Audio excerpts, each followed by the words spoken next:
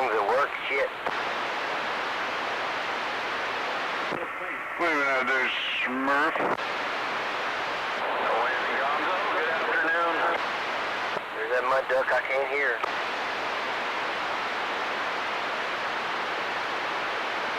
I barely could hear him too, so don't feel bad. Nobody cares.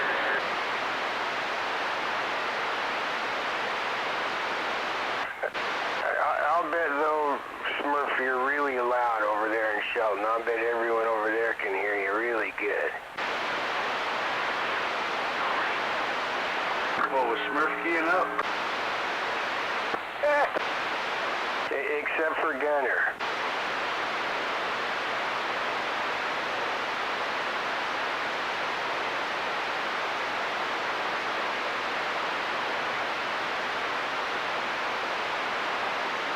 What are you doing tonight, Rubber Snake? Can you tell me that before you disappear?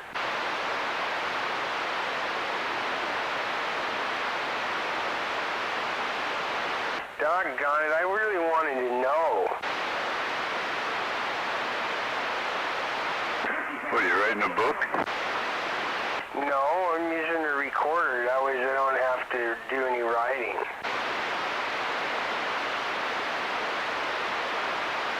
You just fucked up my punchline.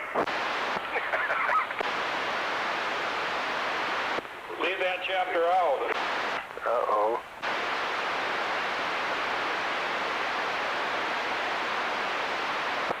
Damn it, Jim. How fitting was that? Okay, Rory Rocker, baby. I'll tell you what are you going to be doing tonight?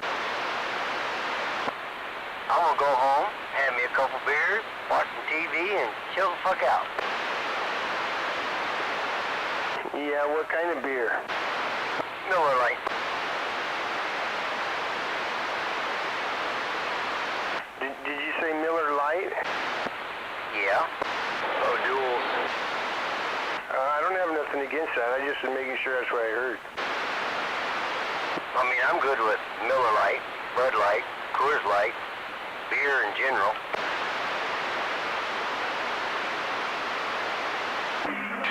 It depends on who bought it. Well, and also I was going to say, G-Man says that Miller beer is one of the only ones that I think isn't GMO or something like that. It doesn't have something in it like it isn't poisoned like the other ones.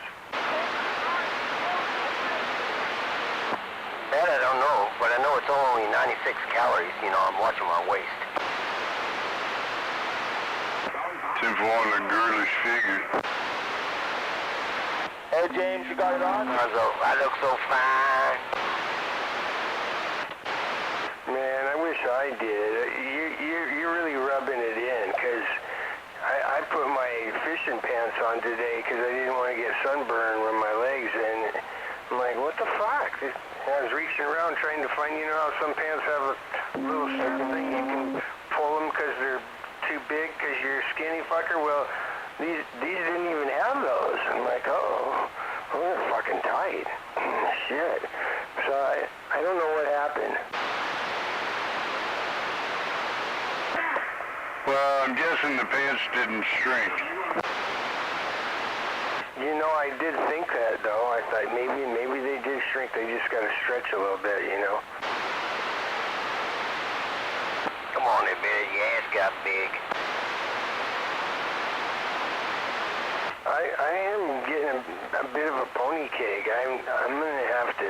I don't know. Have you ever noticed? Neither one of you look like, seriously, neither one of you work out. I know you don't.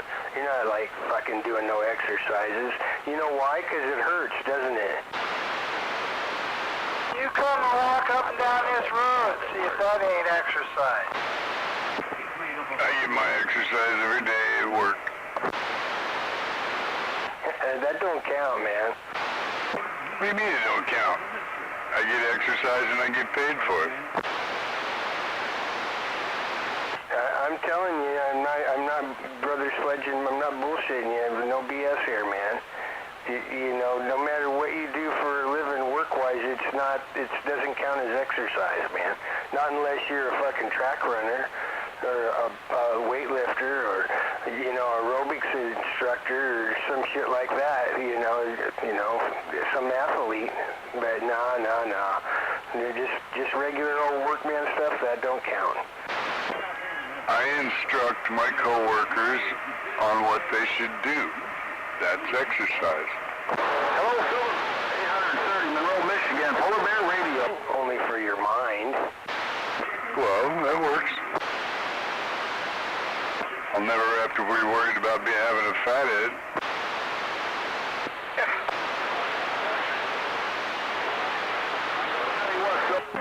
Now you can just pipe down. Exercise videos. I mean, I thought if I watched them, I would learn something. Yes. Silver Bullet in the Mobile. And they want to stay safe out there. My friend, 830. They call me Polar Bear from Monroe, Michigan.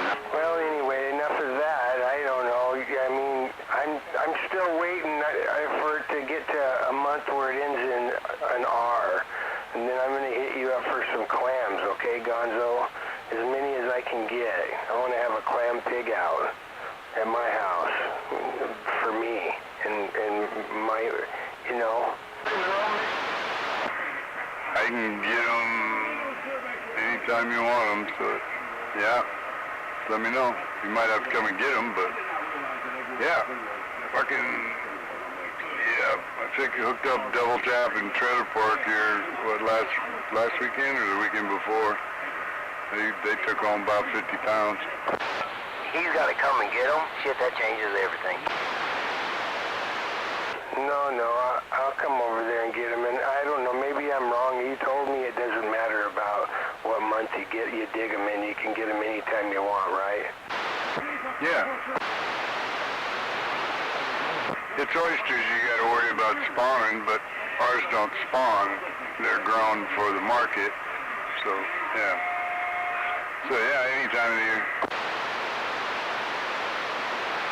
Okay, but I don't want any oysters. I was clams, right? Like little butter clams, right? Butterball clam, whatever you want to call them fuckers. Manillas. Okay, sounds good to me. Alrighty, I'll be in touch with you. I'll text you, when I'm thinking that we want to do something like that over here, and I'll arrange it with you, and I'll be glad to drive over there. I need to see where you're at anyway, and say hi. 10-4, yeah, just give me about a week's notice anyway. Most definitely.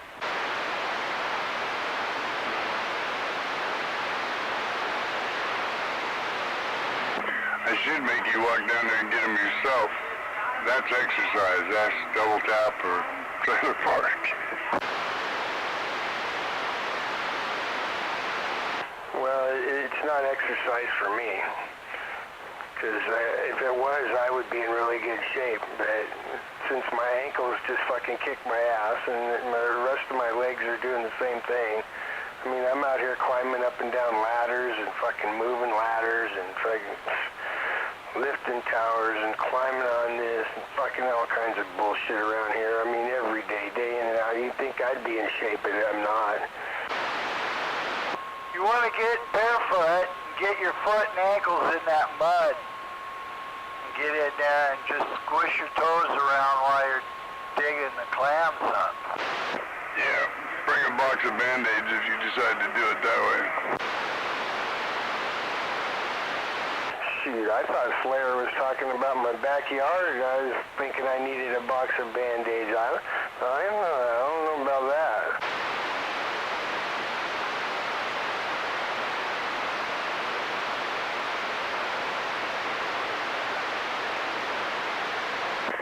I can dig about 40 pounds in 10, 15 minutes.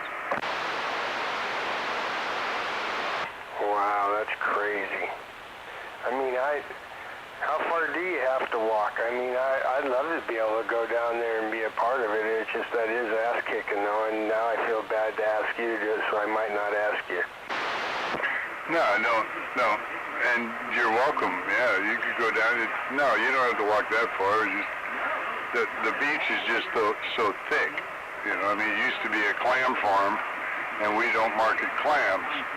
So yeah, you make one dig with one of those little 4-prong garden forks, you know. And then you're picking up dozens of clams, and then you make another dig and more dozens. Yeah, it's fucking just thick.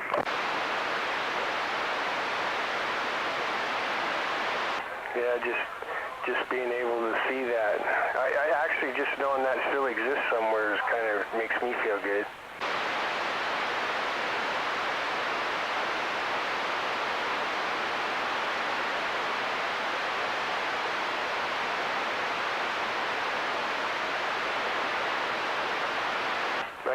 I guess the money's in, fuck, I forgot the name of them. The oysters, huh? Oysters is a domestic market. The gooey ducks are the Chinese market. They're the big money. Oh, that's right. You guys do that too, huh? You guys got your own farms that you're picking, or are you out there freewheeling it, or both? No, we grow them from babies. I mean, we even grow the algae that they eat. It's a fucking nursery. Yeah, there's more science involved in it than I could even explain. It's just crazy stupid. Yeah, we start with, well, I forget what they even call it, but you can't even see them. They're just in the water, and then you put them in the tanks, and they start growing, and then they put them in some more tanks, and grow them bigger and bigger and bigger, and then they put them on the beaches, stuff them in tubes to where the predators can't get at them, and yeah, crazy amount of science involved. Donzo, how do you eat a gooey duck? Because it doesn't look tasteful to me. I don't know anything about preparing them. I've never prepared them other than just throwing them in a fucking frying pan, and that don't work.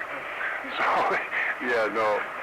I've never prepared them, so I can't even tell you how they do it. I know they slice them they beat the shit out of the necks and slice them really thin, and they're kind of like a razor clam, you know, you just done.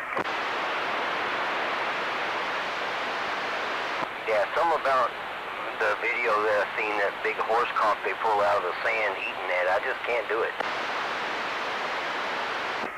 Yeah. We call them, what do they, oh fuck, the guys call them, oh shit, I can't remember, it'll come to me. But yeah, they got some pretty neat nicknames for them.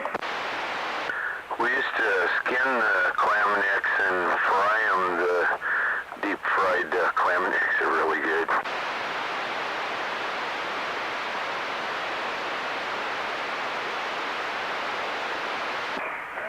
Yeah, you can use them in chowder. Yeah, there's several different ways of preparing them. I'm just not familiar with it.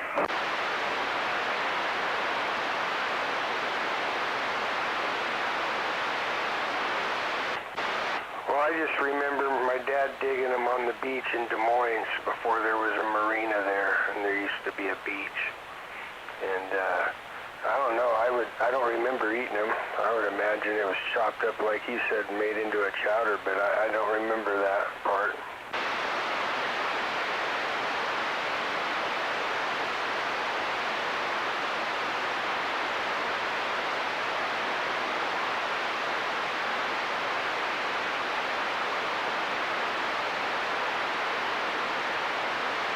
So how many acres, I guess, do you guys deal with to be able to be a full production day in and day out, I guess, you know, always producing, right?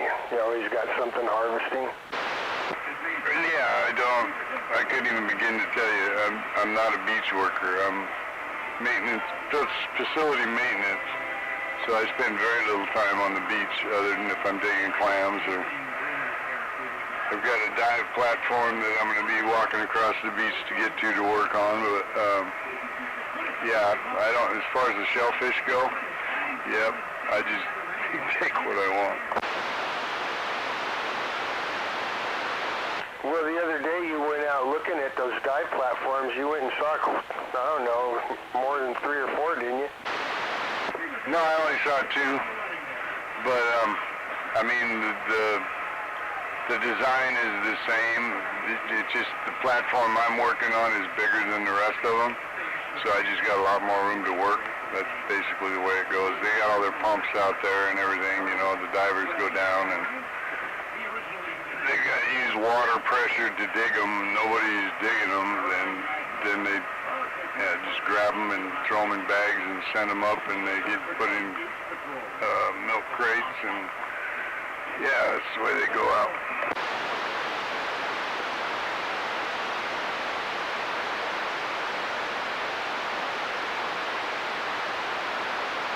You know, I don't know. They got some kind of farming thing going on there on the Purdy Spit on the Indian side of the spit.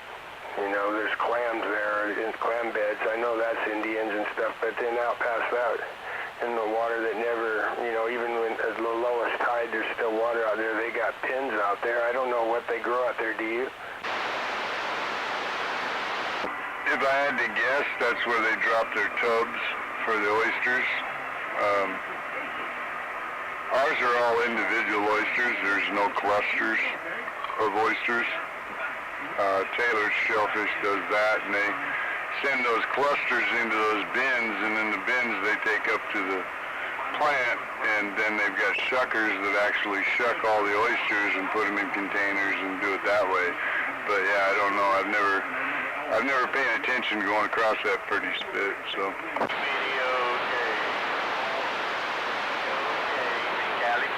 You know, that makes sense what you're saying though, because on the peninsula side of the spit there, you know, is a whole bunch of piles of shells, oyster shells.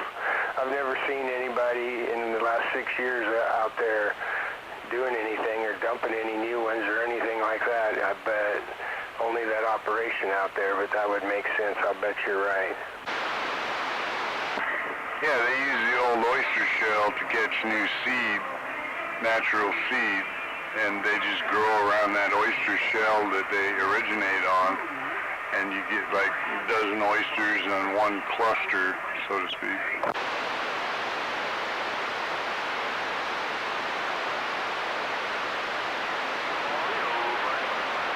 Well, I don't mind them farming all of that, and I don't have access to the water anyway, so I guess too off for that. I am not real big on buying any kind of salmon or steelhead that's farm raised. I think that's junk, but somebody out there must like it.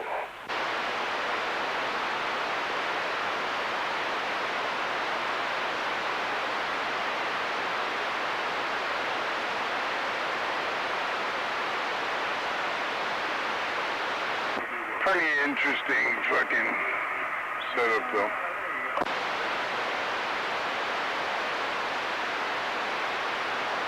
Well, I'm sure with the shellfish and stuff like that, I mean, this is their natural habitat, so you're not really, you know, other than you're just kind of controlling where they are and how you get to them, right? I mean, they're living in their natural habitat, right?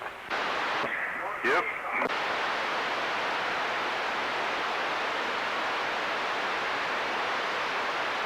Larvae, that's the word I was looking for. We just buy, like, I don't know, fucking 30, 40 million larvae that just comes in the seawater, and then they run them through the tanks and let them grow and before they put them in the ground. So, yeah, they know where they're at, yeah.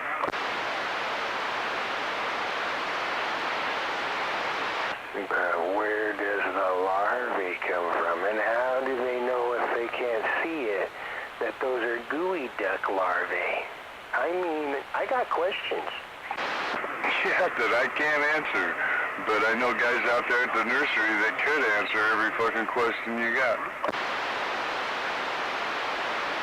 Field trip.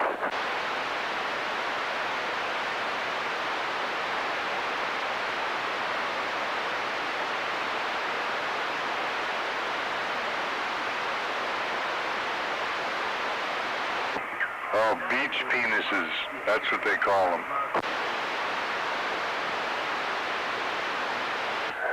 Those necks can get pretty long, I guess, huh? Yeah, I've actually seen them.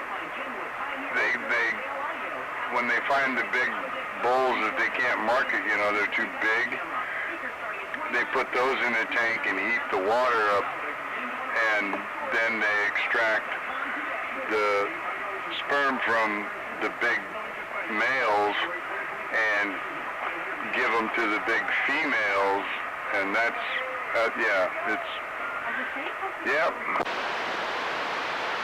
No fucking way. I'm dead serious. I've seen them do it, dude. Sounds like a whorehouse. Yeah, pretty much.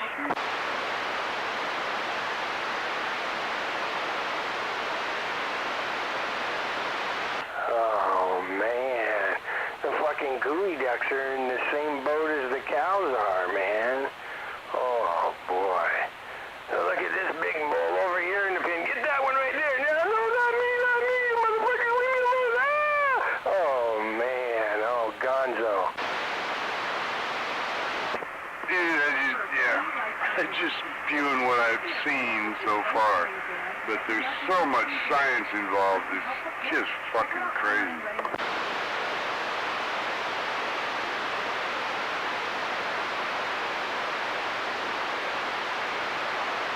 Way too much for my brain to comprehend it all, you know, or retain it.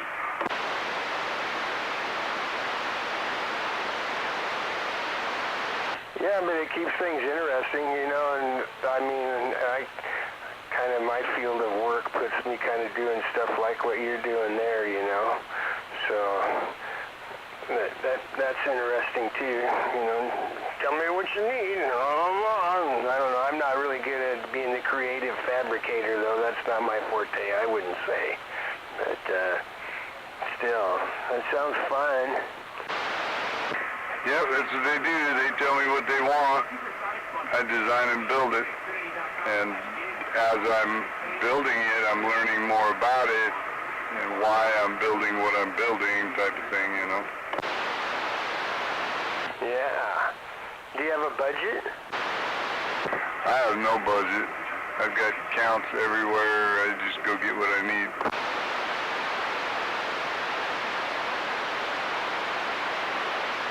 I'm waving at that gonzo breaker. Mr. LTD, good evening, sir. Always a pleasure. Yeah, LTD. Good evening to you, old man. Yeah, 10-4 there, BS. We're definitely waving at you, and I think I heard that rubber snake at post number 1. Oh yeah, that snake you done left post 1. I'm heading to the house. So you be safe out there and keep the dirty side down and the shiny side up. Chip, chip, boom, boom. Last time I saw his truck, there wasn't a clean side. Catch you, rubber snake. Check, bump. That's cold, Gonzo. That was real cold. Hey, I washed it since then. Oh, well, never mind then. I retract my statement. You see, the guys work out the post there got to keep it camouflaged, whether it's dirt or whatever.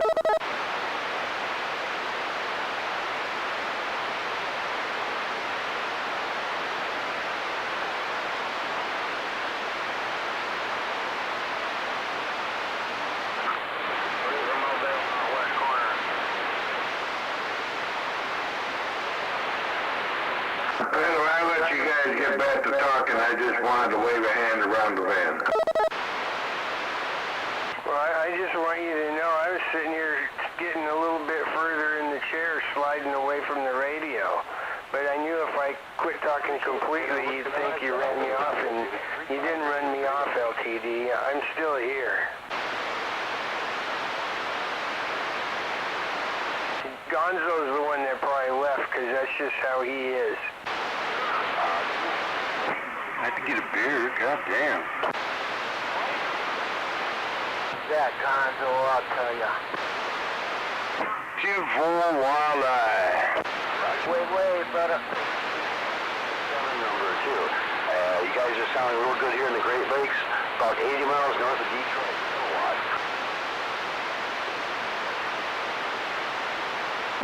And I'll be back. In black. 136, solid copy, dude. Take care.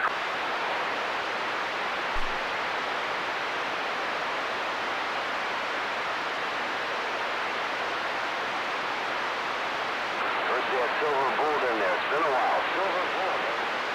359 kilowatt, the Great Lakes.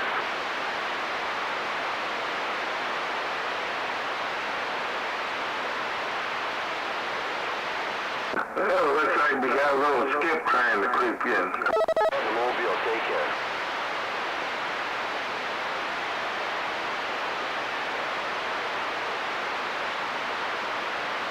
Yeah, that's what I thought. I heard some there too, but I was going to be quiet about it. Well, somebody out there bragging about 2 kilowatts. He's talking shit probably, but anyway, he's trying to get out.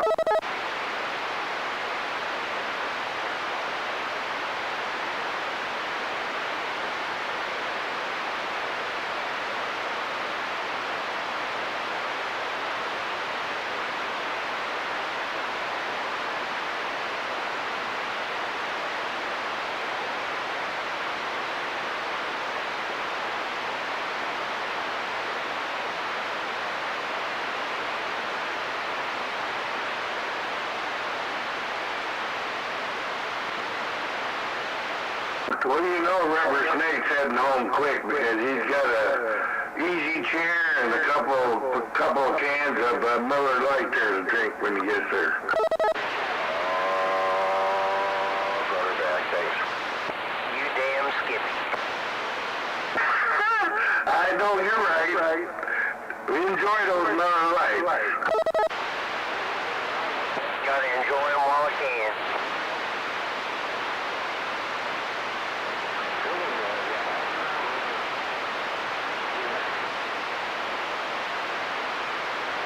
I got some Miller in the fridge myself, some 16-ounce cans, and I'll be popping one here later.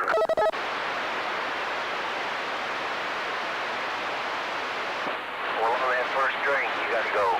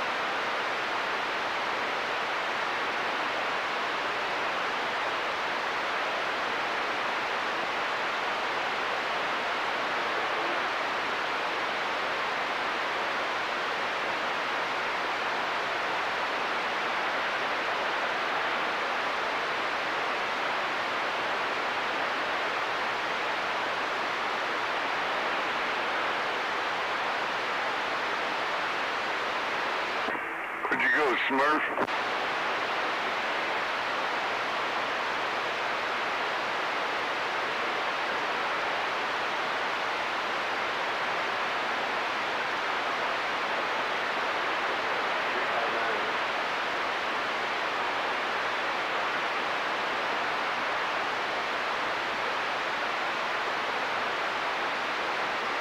Well, I'm getting ready to pull the trigger on the grill there, Gonzo. Oh, your new griddle? Yeah, I think I'm going to pull that trigger maybe tomorrow, but at least by Friday I'll have it pulled. I get 2-4, good for you. still on there, dude. Couldn't quite get the work. I'll be sending you a call or giving you a call when you can come over and hook me up on that. 2-4, we'll get Lost Cause and I over there with his sawzall and my screw gun, and yeah, we'll put her together. Okay, sounds like I don't know what it sounds like. Sounds scary to me. Any sawzall in his hand. Trust me, it's a scary place to be. There, definitely take care for Michigan. Gotcha.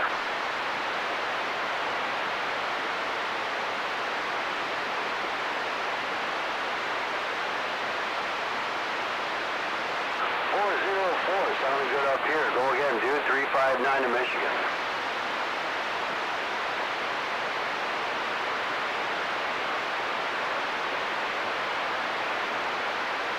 Michigan.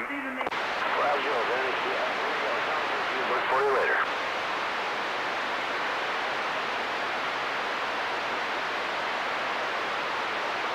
.210, you're doing fine. Here in Michigan. 80 miles north of Detroit, 359. 210. Have a good night, dude.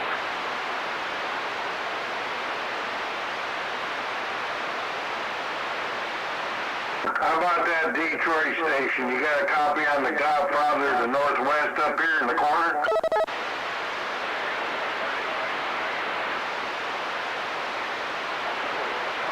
like it.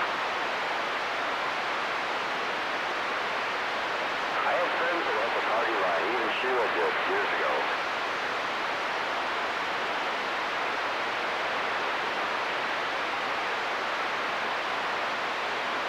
I guess conditions just ain't there yet, but they're coming. I can feel it. Tennessee Mobile, bring it back here. 359 to Michigan. 359 Michigan. How about 359 Michigan? You got a copy on the Godfather up here in the Northwest? Big signal, but they covered you up. Look for you later. Take care.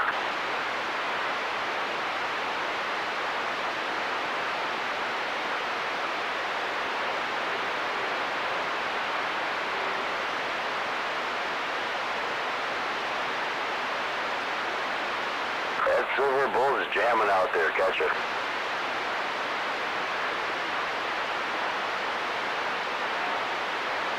Well, I guess I'm a mud duck today. I'll be standing by. Roger. You ain't no freaking mud duck.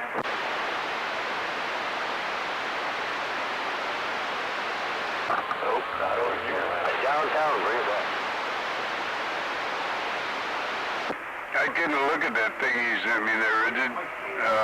It's Facebook related. Bummer. It was a gas-powered Zaza.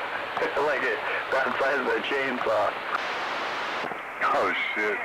Yeah, I can see where you just thought of him at the time. Roger. Bummer. I might go back if I can find it and take a picture of it. Yeah, then I can send it to you. That's what I thought would happen.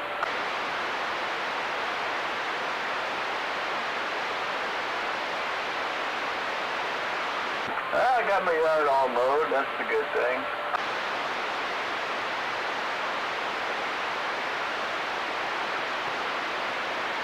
10-4, Kevin did mine last week, but he hasn't done it this week yet. Yeah. Yeah, I'm not sure if I skipped a week. It might have been a week and a half, I don't know, but it was definitely time.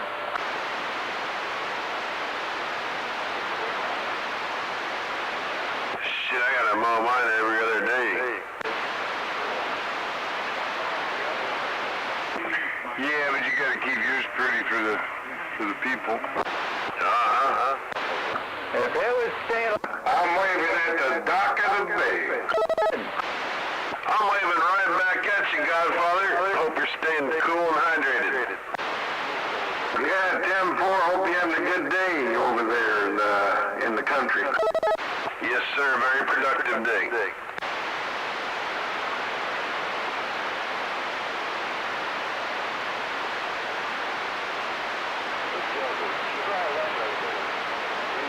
You're 15 miles away. Miles per hour.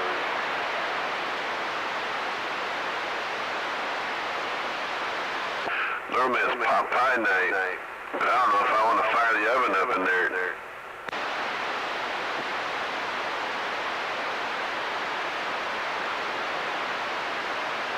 Might be cold, leftover fried chicken night.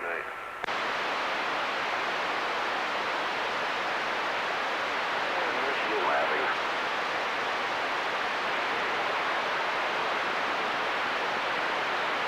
Heck yeah, that's the kind of day it is. Leftover fried chicken, potato salad, maybe throw some corn on the cob in the pot. Yeah, we don't really do corn. It don't do much for us. I got some yellow squash though I just picked up. Oh, heck yeah. I love some good sweet corn with butter and salt on it. I do too, but yeah, you know, it just don't treat me that good. I don't know what it is. And I shit it all out, you know, it comes out pretty much the same way it goes in. Yeah, it's definitely one of those things you gotta chew up real good. That's why back in the 70s they started yelling at us about fishing with it. They said it was killing the fish. Darn fish is chewing better, wouldn't be a problem.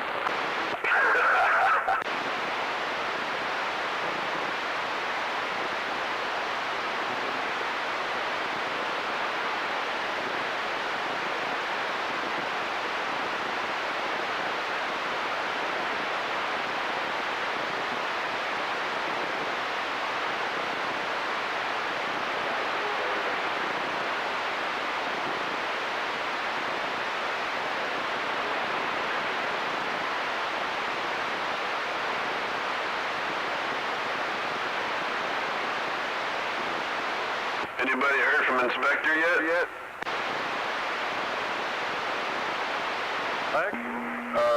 Not today anyway.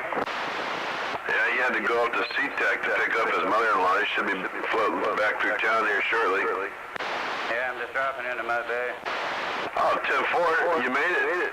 Oh yeah, a lot longer coming back, that's for sure. Yeah, I knew it would be. Going up was no problem. There were no slowdowns. Not even by the Tacoma Dome, I was doing 65. Holy moly. The going up was just smooth as could be. Well, glad you guys made it back, man. Cold beer's waiting for you. Yeah, Ken? Getting ready to crack one open. I wanted to make sure you were in town. Oh, there you go. Yeah, you don't want me to miss that. No.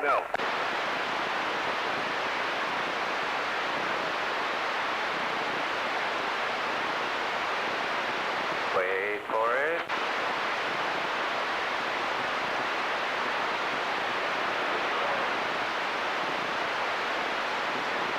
Good evening, Inspector. Good evening, Gonzo. I'm going to Motor City there. Dude, we're waving. Trip, is it? There it is. That sounded like a 16 out there. 0-0. It's been a while. It's a rolling rock. Golly, it is cold. Yeah. I guess Dave was talking about rolling rock last night, and I was like, oh, I ain't gonna give me some of them rolling rocks, so I got some. Hold the trobe.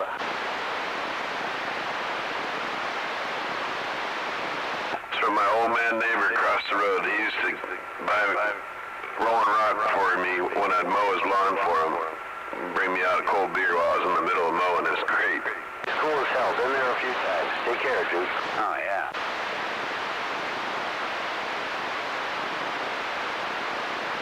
First time in my life I ever had a rolling rock was when I was on my lawnmower mowing his lawn for him.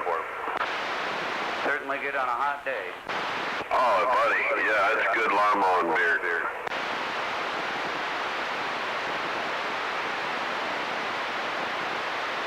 Unfortunately, I'm having a hard time getting this one out of the can, Gonzo. Imagine that. Did you leave it in the freezer too long? Turned into a slushy when you cracked it? I'm getting a little bit out here and there. You pop it off.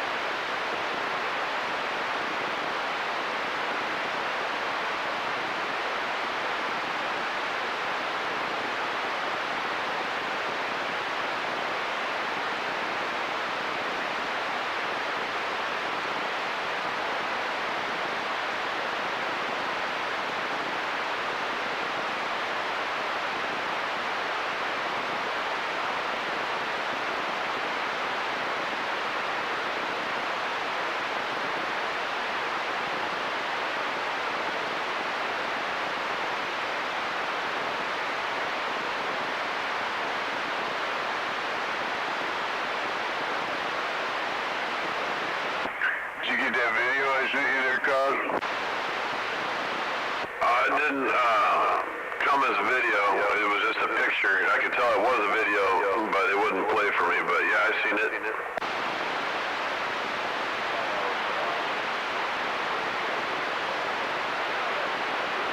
Look like you're working on those rear end bearings there. Yeah, more than tires, but yeah. It's all the more reason you need a posse, dude, because when you're burning off one legger, only one side's getting fucking oil to it. Yeah, we'll talk about that.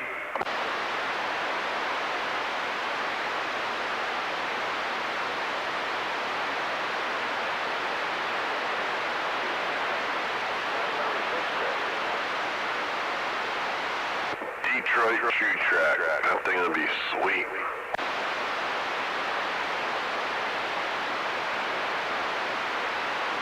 Now you can get a little bit of that sideways action when you're smoking them. Oh yeah. And it's twice the amount of smoke.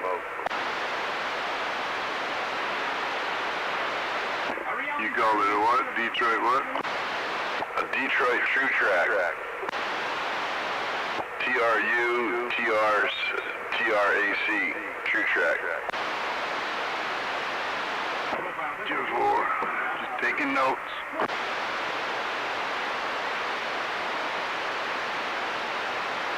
The True might have had a E, I can't remember. It's been a while since I've looked that shit up, but yeah, that thing will be great.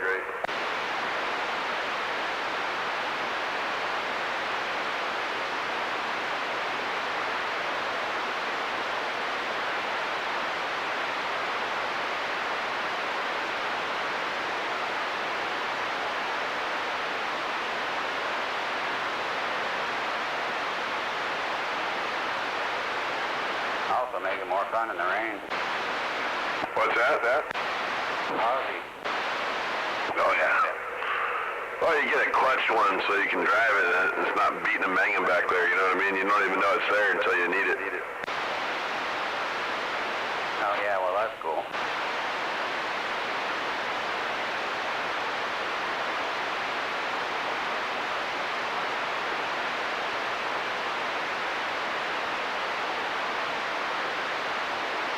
It's more of a daily driver than a race car.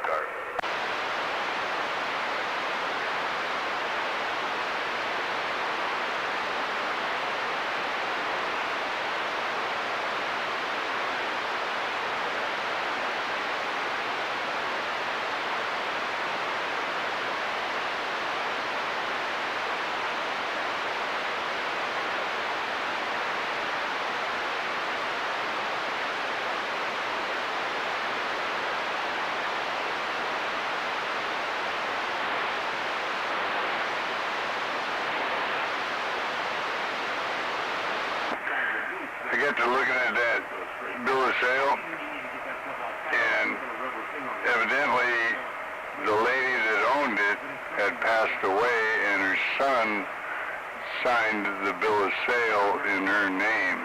So I don't know how this is going to go, but I'm trying to figure it out. Yeah, you have to find out if he had, legal power to do that or not. 2-1 and power of attorney. You know all about that. That I do.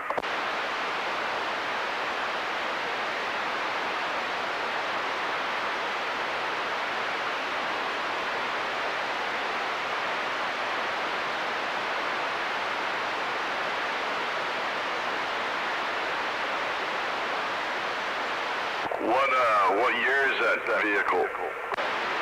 95, I believe. Okay.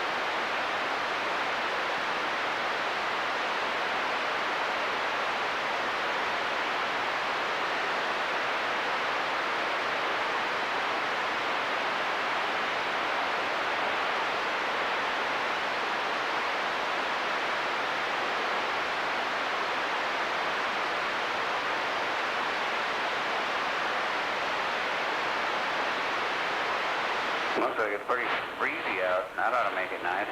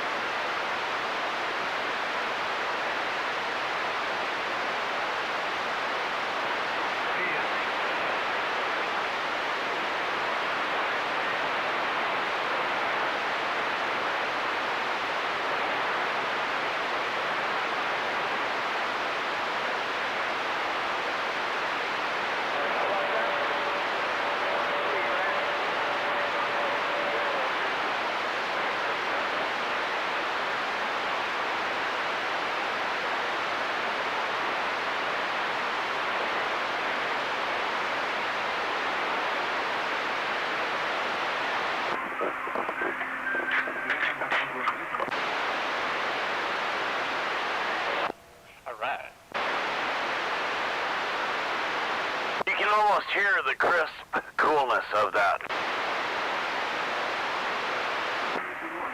Yeah, I didn't have any problem hearing it. There wasn't no could be about it. Well, we knew that. Us spectators, we were making the comments from the comment section. Roger? She and I. Hey, Zodi. Yes. Hey, how long are those bike rides you guys go on? 4 to 5 hours. Yeah, I better get myself in a little better shape. Yeah, me too. If you would have said 4 up to 5 miles, I would have said, I might be able to do that, maybe. Oh, no, I said hours. Right, yeah, that's what I was getting at. But, I mean, you know, bike rides don't have to be 4 hours. We could like, find one that we like and get the bikes there. That's the thing, it's, can you get the bikes there?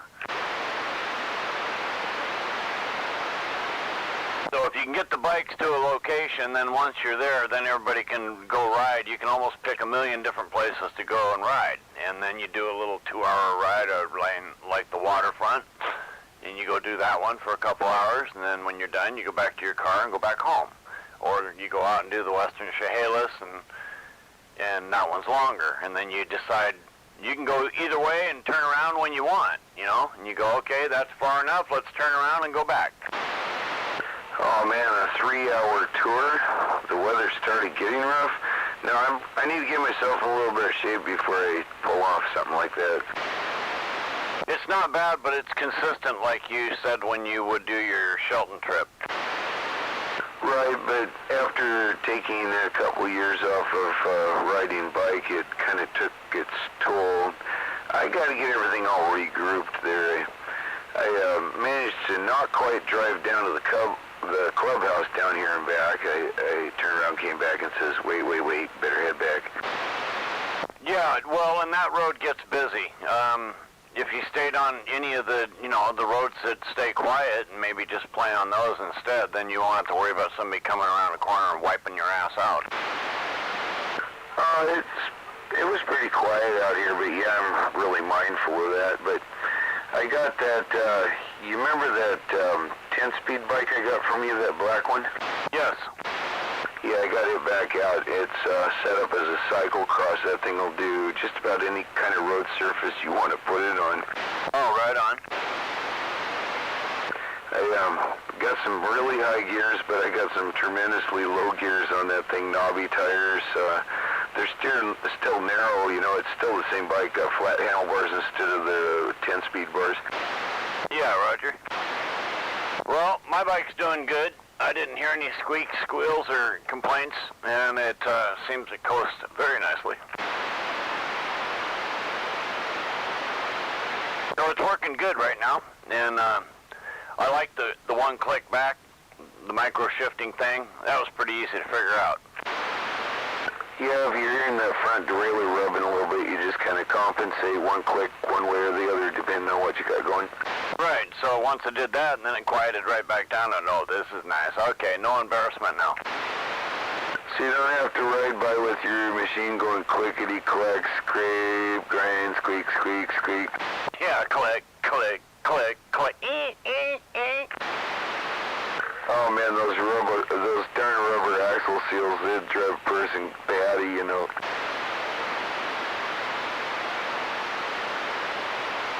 Just put a little general purpose lube on them, they'll quiet them right down. Yeah, it's a lot quieter. I was able to sneak up on the old people over in the in Eagles Landing. I was coming right up on them, and I'd go beep beep, and they'd turn around. I didn't know you were there, dear. I said, okay, I'll try to be a little more obvious. All right, we got your bike in like stealth mode almost. Right, you got it. And when I hit the brakes, of course, I was able to slam them on, and wow, I can put rubber down. Now I took my mountain bike has the up to 65 psi tires, and I ran them right up to 60, and I smoked that thing down the road and back, and it works really well. Yeah, I went ahead and inflated them up. They're they're up there. So let's see if they hang on. Because one of them had a slow leak. The front tire used to slow leak out, but that'd be over like a 2-week period of time. That's quite normal. Within a couple weeks, you could have lost, percentage of your air. The air leaks out. That's just fact of life. Some of them leak out faster than others. Some tubes sit there and seem to not ever leak at all. That's more the exception than the rule on bicycles. Gotcha. Always check your tire pressure. Make sure they're seated right before you air them up, and check the pressure before you go out and ride it. Doesn't matter if you aired it up last time you had it up 3 months ago. It might have flat tires. Yeah, it's probably good to check them. Right. Like your car, you just never know. You go out, and I had a slow leak in one of my tires in my Cadillac, and it turned out they had to put some of that Sealy stuff around it. So that lawnmower tire might work, but it's a little bit bigger than all the other ones, and it's the same damn size. It just does not make sense to me. None of that makes sense to me. Is it like taller or wider? Yeah, just a bit on both. Let some air out of it. Oh, really? I didn't fully fill it up, so that means it can even take more, the air, because it can handle like 12 or 14 pounds in the back tires. Let some air out of that one and put some more air in the other side. Even it out. Yeah, somebody said that I could hurt the axle if the tires aren't equal. Is that true? Negative. Really? So I can have 2 different tires on there and it's not gonna matter? Yeah. You're on grass most of the time, right? No, I'm actually going down my little road here all the way to the end of the park and using the tractor as a dump run. You got like a tape measure. You can measure around the circumference and see what percentage difference it is.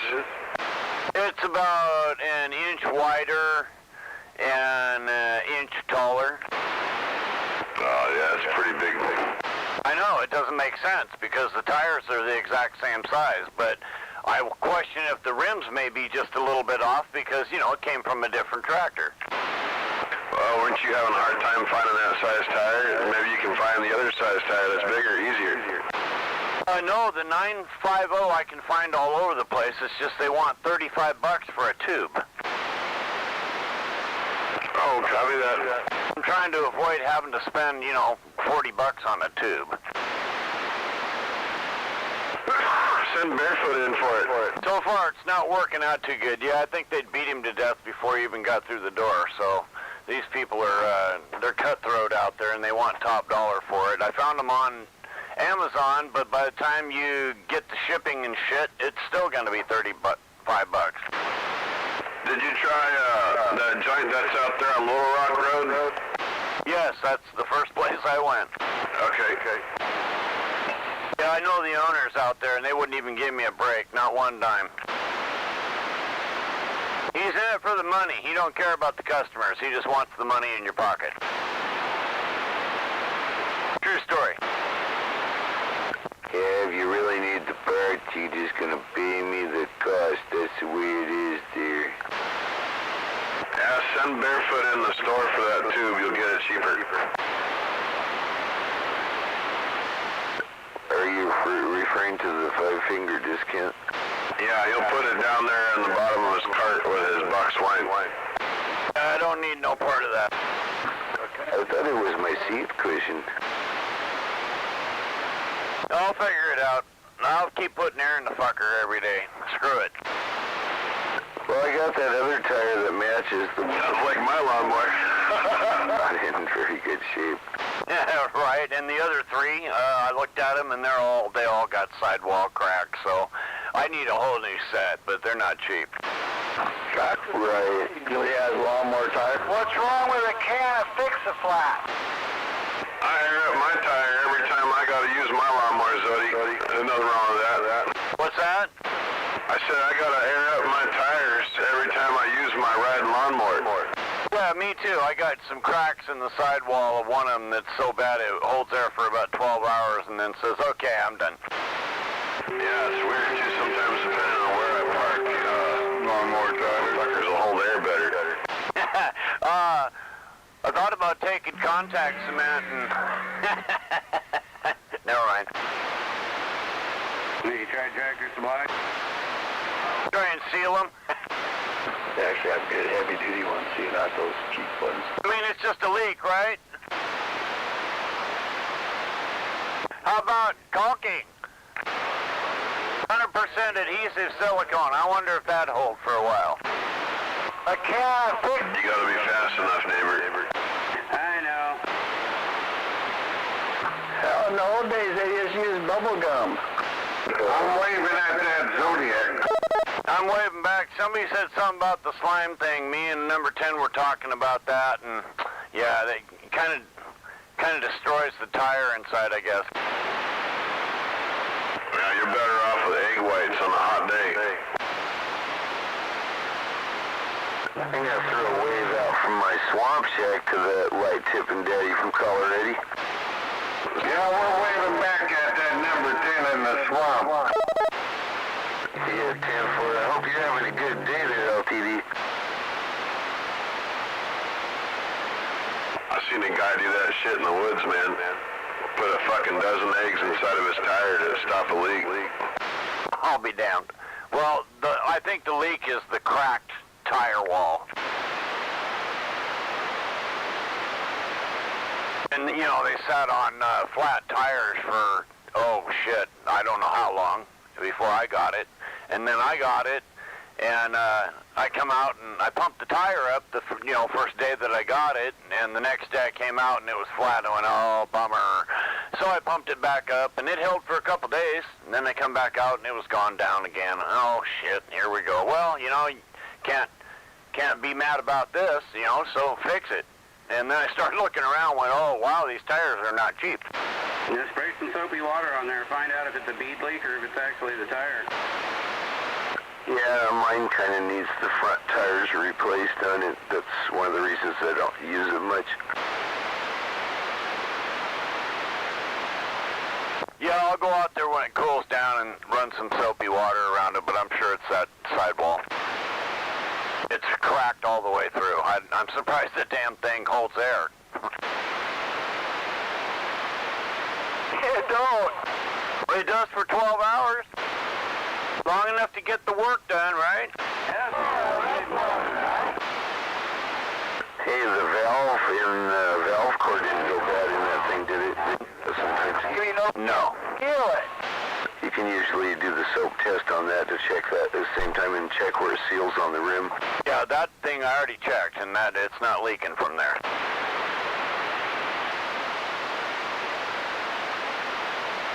What's leaking? They're lawnmower tires for, you know, riding lawnmowers. Oh, 10-4. And if they don't get seated correctly, or if they've got cracked sidewalls or fucked up stems and anything like that, they can leak air. Yeah, it makes sense to me. And I got one that says, hey, sucker, go get the pump. I just put some duct tape on it and blow it up. Hey, duct tape, Gorilla tape. I wonder if that would hold for a couple days. I wonder if I could fill it with... No, paint wouldn't do it. You gotta put it on the inside. Right, yeah, I know. I'm trying to figure that part out without having to take the tire off, right? Just fill it clear full of liquid rubber cement, you know, and let it cure, you know. Yeah, for what, a year? It should take about that long, you know, give or take.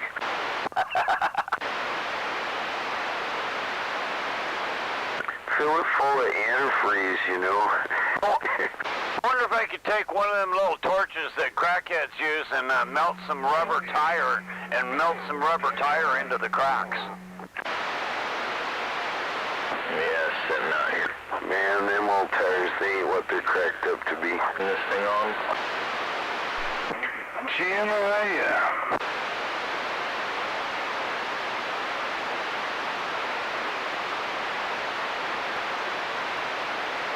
Evening, Gonzo. Good evening.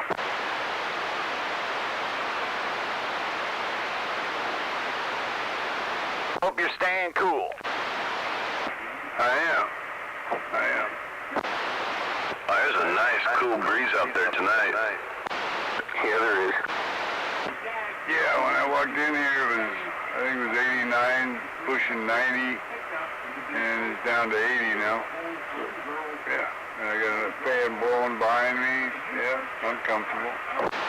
Yeah, very pleasant. 72 degrees here in the bunker. Yeah, mine too. I'm at 72 degrees here in my little bunker. 73 in my radio room, 77 outside. Yeah, my house is really cool. I walked in there and fucking got goosebumps. Yeah, that's when it's good. I'm waving at that inspector. Waiting back, that LTD.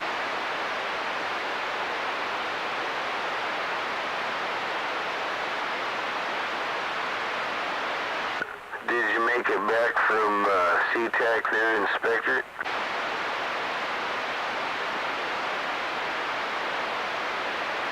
Number 10 wants to know if you made it back from SeaTac, Inspector. Yep, I just got back about 10 or 15 minutes ago. Did you hear that? Barely's kind of riding the surf for surfing on the static fringe. He said he got back about 15 minutes ago, number 10. Oh, 10-4.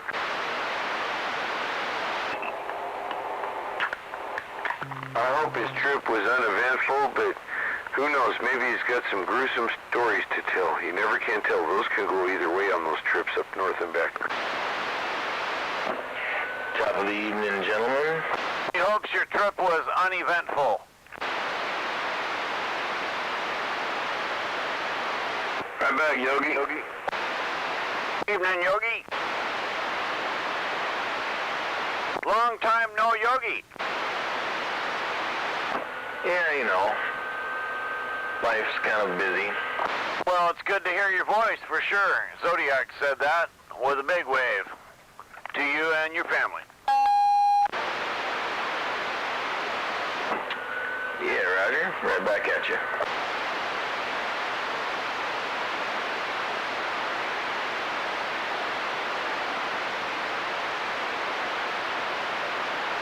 Yeah, I think I'll work my way up to the top of a bike ride, Tivoli. You got plenty of cul-de-sac. Go around in circles, whatever it takes. Yeah, as soon as I can pull a little more distance, 2 miles-ish, and if I can do that particular route twice without stopping, then I'm going to try start pulling some hills.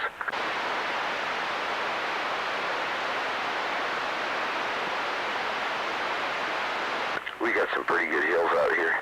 I'd come out and ride around out there with you if we can find places where there ain't no damn mosquitoes.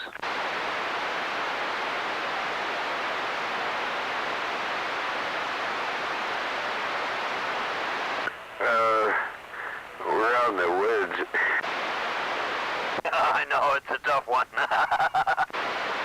Had to make sure I threw in a dramatic pause before I keyed up. So the trick is, if we can get a good windy day, then that won't matter.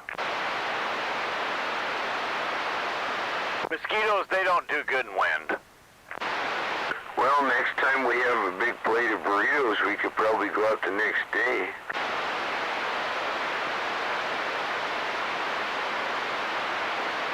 I think that's the wrong kind of wind. Oh.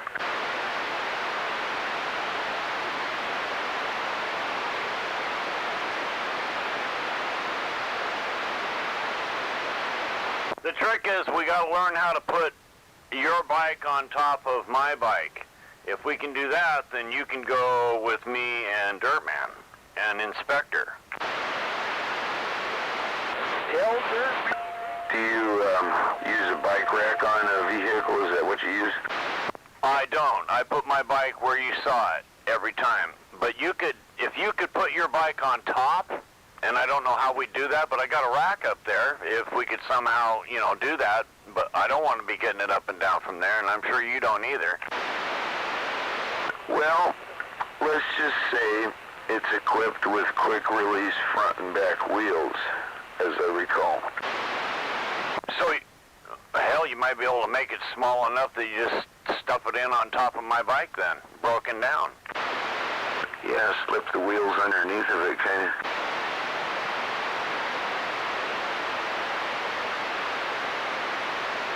I'll have to check that down for a breakdown and see how that works. I haven't done that on this particular bike, but as I recall, I was just fiddling with it, and it's got quick release, as I recall. Right, and I don't have the ability to have a bike rack because it's hatchbacked. Oh, man. I used to be hunchbacked.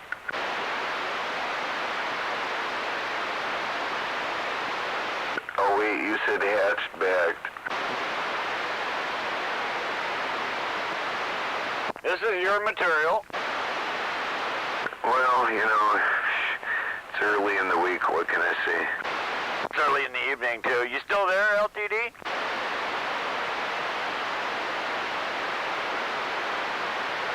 Oh, he nodded off.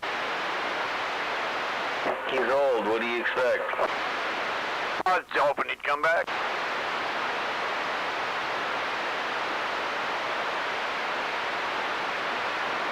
He's probably off eating dinner, which is what I should have been doing probably an hour ago. Yeah, all you have to do to nod off is be old and sit in a chair. Yeah, that's probably true. I resemble that remark. You can just stand there and fall asleep. 10-4.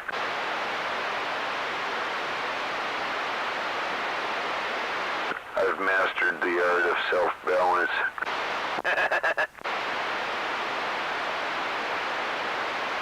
Except for that one time, and I don't want to talk about it.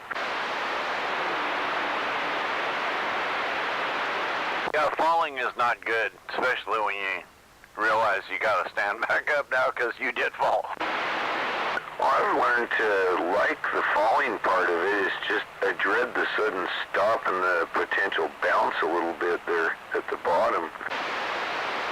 Yeah, we don't bounce very good when we get older. We're not very resilient. But in the meantime, that loss of balance and going over and failed attempt at a car wheel, it's like a carnival ride, except for it went all wrong at the last second.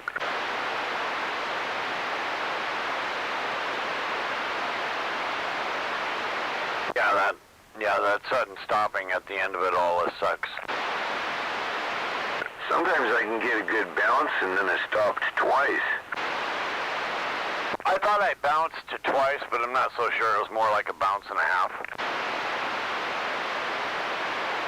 I gotta see if I can work up to getting a roll out of it, you know, a bounce and a roll. A little skid, you know, extend the length of the fingers out, trying to stop, you know, with hands out in front on the pavement. Good luck with that. Yeah, that's not how it ended up for me when Dirtman said, "You okay, Zod?"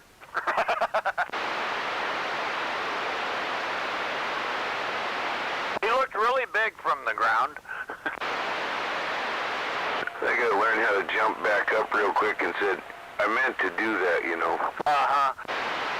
So did you happen to get that on video? You didn't film that? Jeez, I did that on purpose just for you. That's called trick crashing. You know, if I did something like that and I told my grandfather about it, he would say, "Did you cuss?" Oh, you know I did.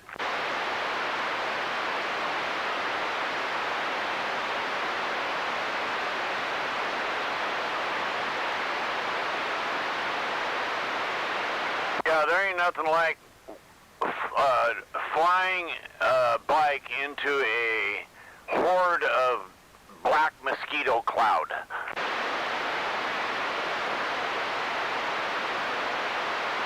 Yeah, it doesn't sound appealing to me. There's nothing like it. They'll bring you to the ground because, I mean, there were so many of them I couldn't see. They were in my mouth, my nose, my eyes, and it was all at once. I mean, boom! I rode right straight into it. I saw it, too, and Dirtman avoided it, but I didn't.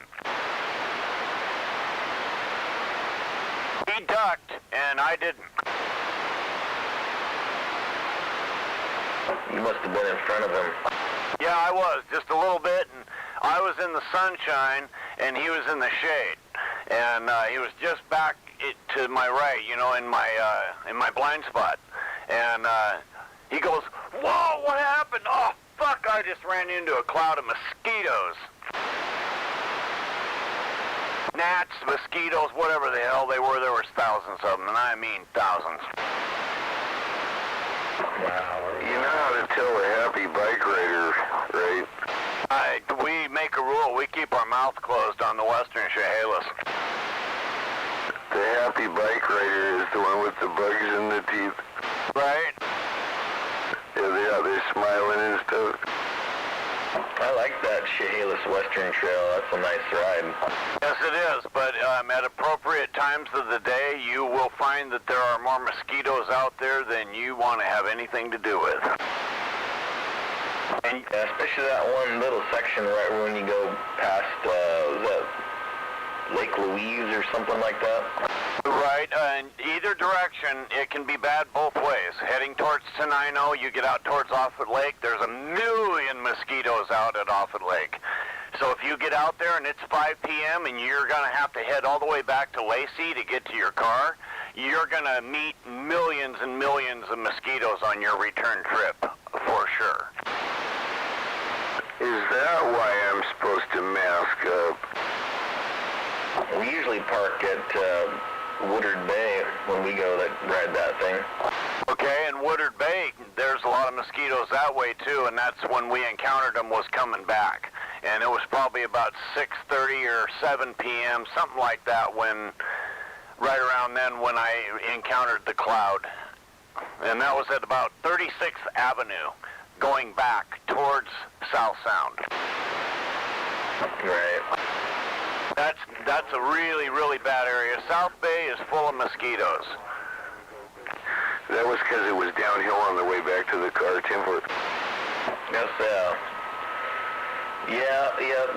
Like I said, there are a couple of stretches there when you go right by the water. It can be that way.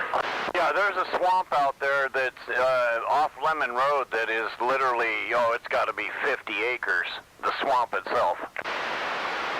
Oh, damn, you guys are bad-mouthing my neighborhood. Oh, you'd be all right. You were talking about it the other night. You said, "Oh, my God, the mosquitoes are just horrid." And I went, I know what he's talking about. I heard that was a bad neighborhood to live in. Yep, they're going to carry you away. There's so many mosquitoes. Well, now you know why there's 15 houses for sale on my 7-mile-long road. Yeah, there's like a mosquito gang running around out there, and they're harassing all the people. Fuck that neighborhood. Wow. Well, I won't catch anything if I do, right? You might catch a wing or two.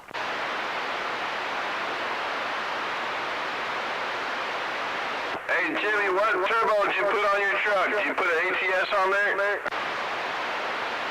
And the horse he rode in on. Or did you put one of them cheese on fleece cheetahs or whatever the hell they are? Fucking hell are you talking about, mister? Back in the hot I wonder if he can even hear you. cooler. You gentlemen. Probably not. Here, we'll stand by. Hey, you got a breaker, Lost Cause. Fancy Banks ones, didn't you, Jimmy? Banks turbo on that thing. God dang it. Oh, he's hearing you. Hey, Cause, just plant some citronella plants out by your back deck, and that'll help with the mosquito problem. Line him up. Yeah, it's not too bad. It's only when you get sitting in the shade underneath the bushes growing along the woods line there, you know what I mean? They come out of the woods. Yeah, that's how it is out here. Just right down there where that nice cool breeze comes out of the woods, right next to the wood. That's where all them damn mosquitoes is hiding. Yeah. That's where the cool breeze is at, too.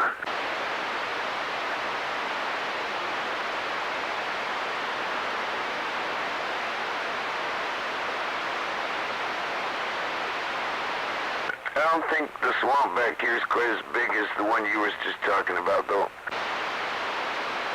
Yeah, it's a big sucker. Hell, all you need is a tire with some water in it, and you'll have a mosquito factory. Oh, hell, a bowl of water in your yard in 2 days. mosquitoes love Washington State.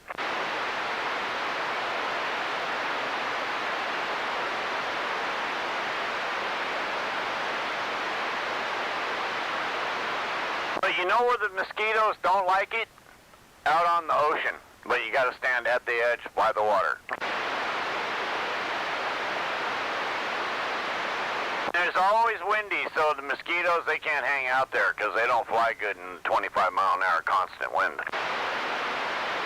You can stand right there on the edge of the world where the ocean meets the land meets the sky. There you go. Mosquito-free country.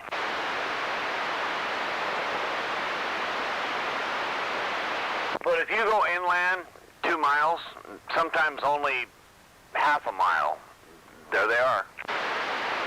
Heck, you walk back up into the campground.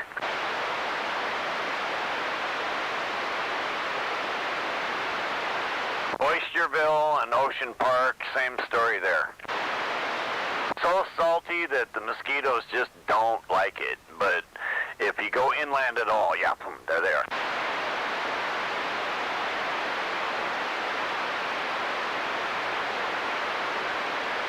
I hear in Alaska they get so bad that you can't even stand there.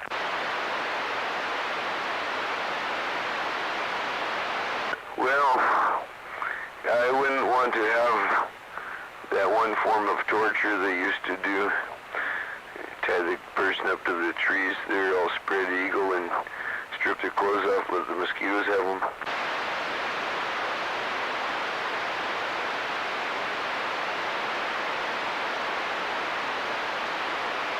Yeah, I don't like mosquito bites. That would be hellacious torture right there.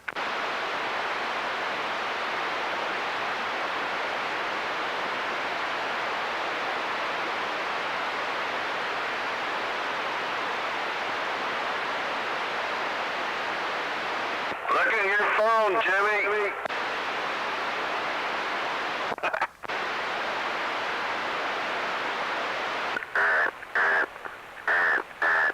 That's your phone.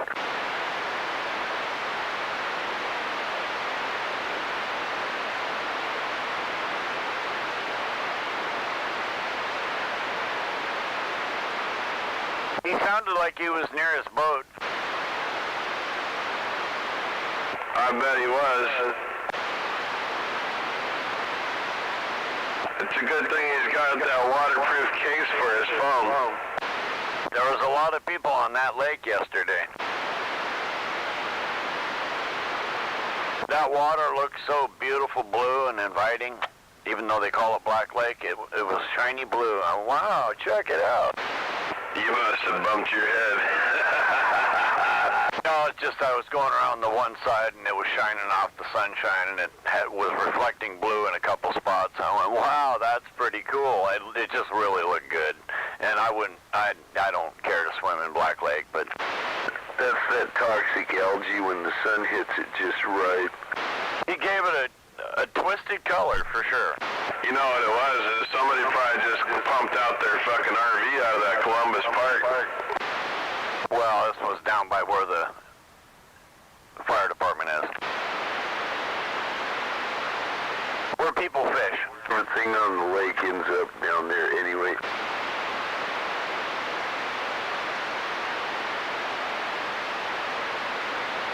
But there was a lot of them out there. They looked like they were having a good time. All red like lobsters. Well, I weren't one of them. No, I can't bake in the sun. I haven't tried baking in the sun for a long time. I don't know how that would go for me. Probably not well.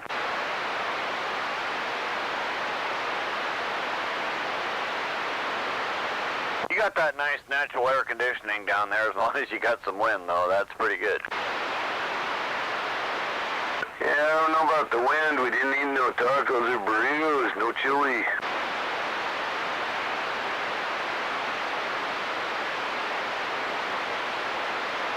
I'm trying to be funny, but looks aren't everything. I'm trying trying to figure out what to eat.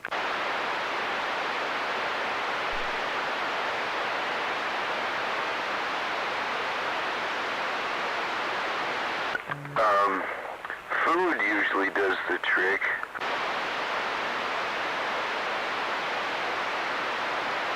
This is a good, true story. Dirtman sent me a picture of his baked salmon lunch. Damn, that looked good.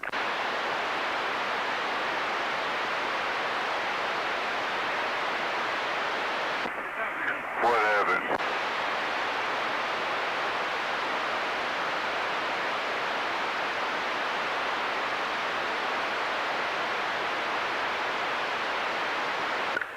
Baked salmon lunch. Oh man, that lucky guy. Excuse me, I said that wrong. Barbecued salmon lunch. Oh man, that lucky guy. Uh-huh. Well, the rest of us were working hard in the sunshine. He was barbecuing salmon. Mm-hmm. Did you see that video, Smurf? I know you're right. From the looks of it, he's a pretty good barbecuer. That's what I hear. I haven't seen it, but I like it when he talks about his stuff there, his food and things. He backs it up with pictures, and some of us have all seen it. I've never doubted him when he's talking about his stuff he's cooking. You know, just the way he talks about it. I know it's real. Right, and the wife is an exceptional cook, so she's cooking him like, you know, Filipino-style stuff, and then, you know, her own way of cooking, which may be international for all I know. They do all kinds of different things, and then he cooks too, so, and then he can barbecue. Oh, 10-4, and I'm glad he brought with him, because I got to annoy everybody with my guitar. Right, and rumor has it that Gonzo is also another barbecue king. That's what I keep hearing. As well as Lost Cause. And I got to put one more in there, Big Al. And I need to tell you, Lacey Dave is also a barbecuist, or was in his day.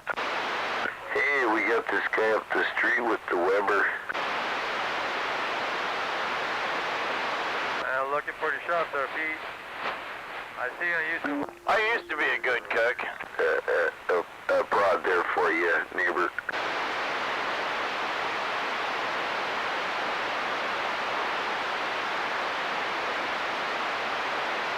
Damn it, now I'm hungry for barbecue.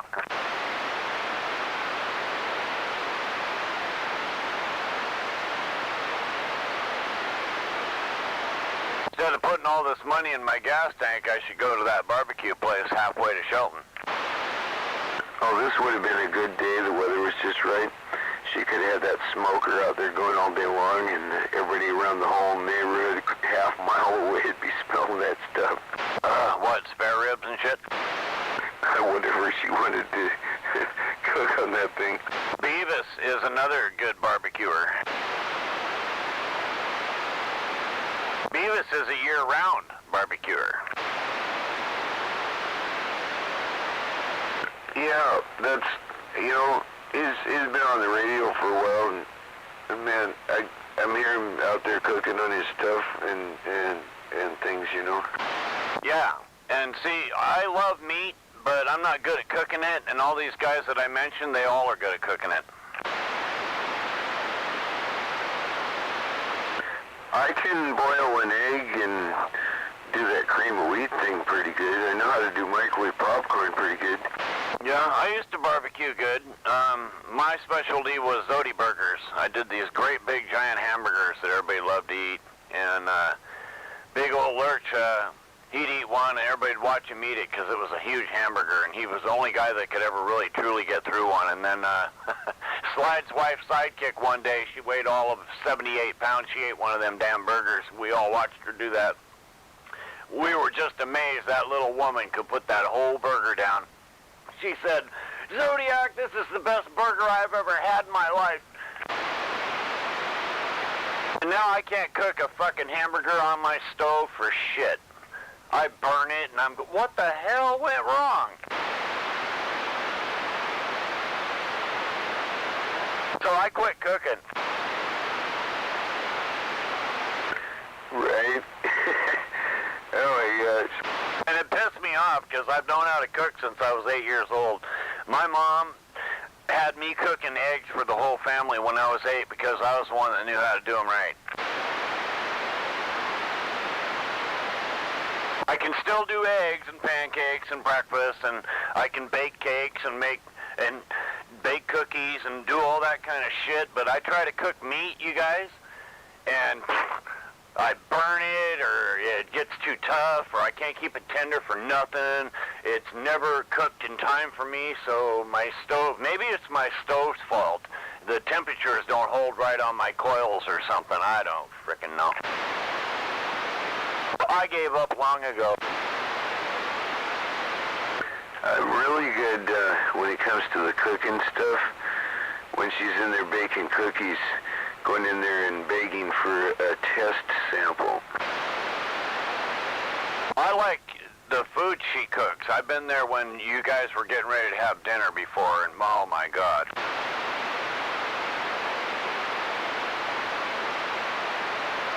So I miss people's good cooking, I'm not gonna lie.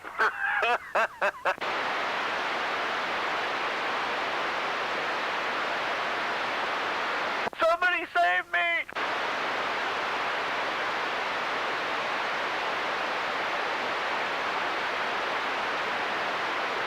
If I was rich, I'd win the lottery and I'd hire me a chef. And, you know, they just need to be here for meals, right?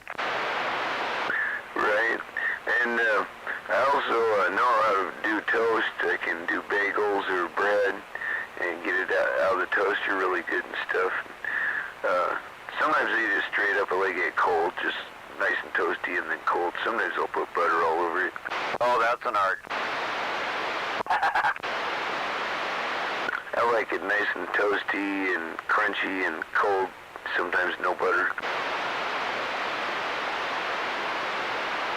But it's gotta be fresh toast. Ooh, French toast. That sounds good.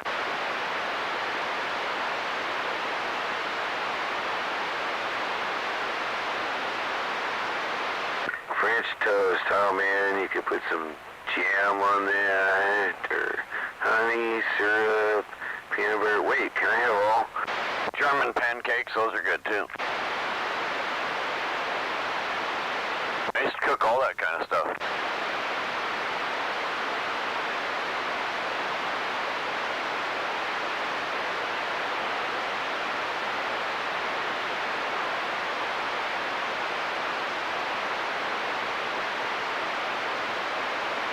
Some biscuits and hamburger gravy stuff. Oh yeah, some SOS type stuff going on there. I just figured out you're torturing me. Let's see, that would be chipped beef on biscuits. Don't make me key up over the top of you.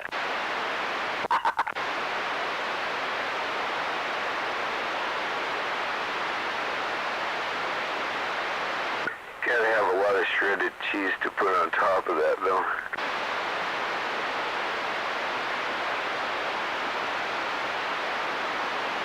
You sure you're not a bully? A food bully? Now, wait a minute. I distinctly felt that push. Or was that a prod?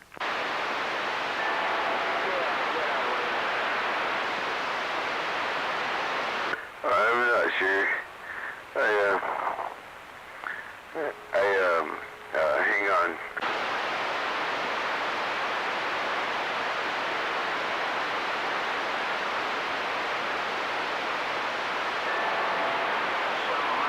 I'll just blame it on my pipe I cleaned earlier.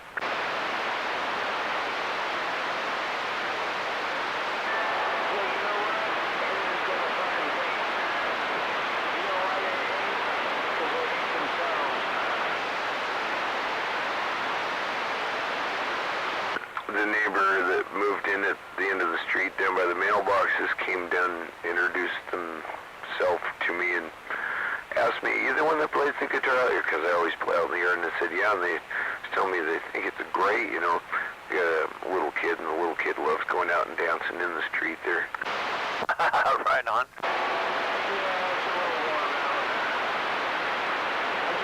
Get your own Jambalaya going.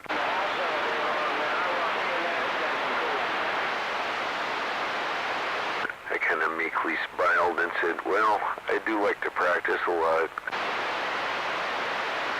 Yeah, it's fun to play outside too. Open air always sounds great. Oh man, some days them birds will get up in the yard here and they're all singing along. Oh yeah. It's just so awesome. I have to find out what tune they're playing and I have to pick something appropriate, otherwise it don't sound right. They love the scorpions.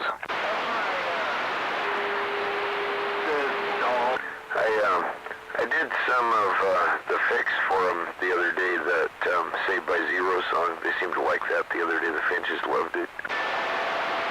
And they like the Eagles?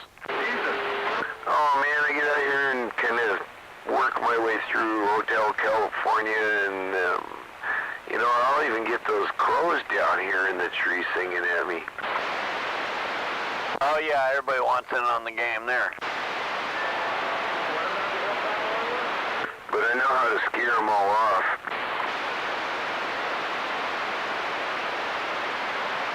Stand up? No, all I gotta do is start singing. Really?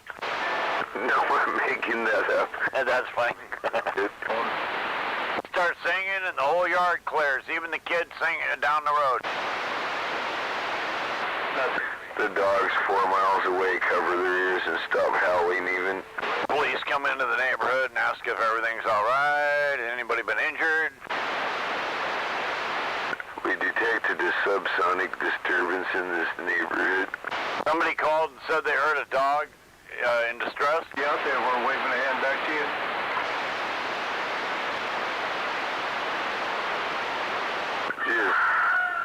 Did you hear that chicken? I did. I told you my radio's here in the chicken shed. That was a Thurston County chicken call right there. Yeah, it's pretty warm. She's probably telling me she laid an egg. I love the warmth, man. I just kind of get bummed out about how humid it is. It's really humid over here where I'm at. But Well, you know what they say, number 10. Somebody's got to do it.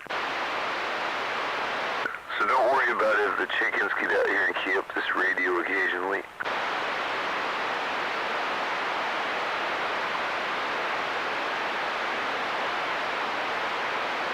Trying to say they're just clucking around.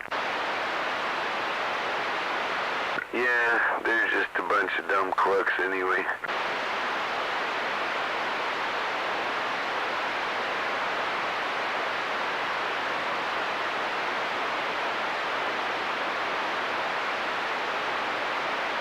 I wonder if they fight over who gets to key up first. Well, they are chickens, and chickens do have a pecking order.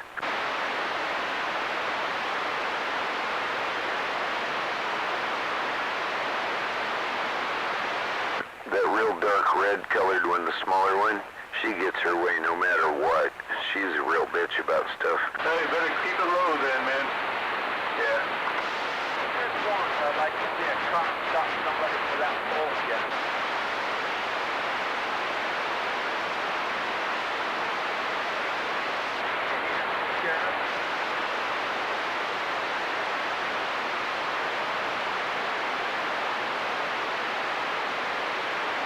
I get to go pick up strawberry cake.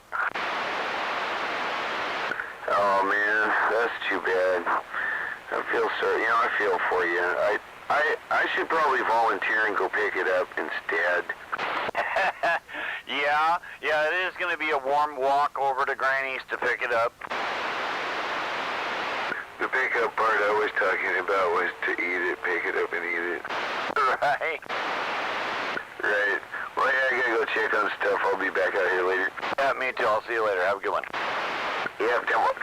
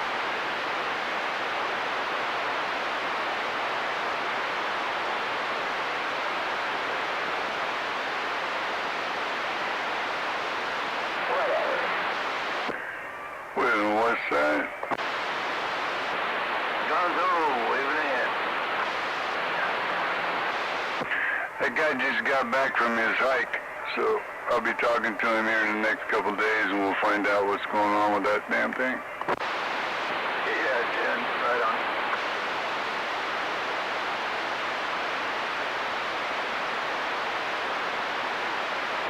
Personally, I'm hoping for the best, but expecting the worst. But, yeah, at least we'll know it's in those IC chips if it fails again. Yeah, Tim.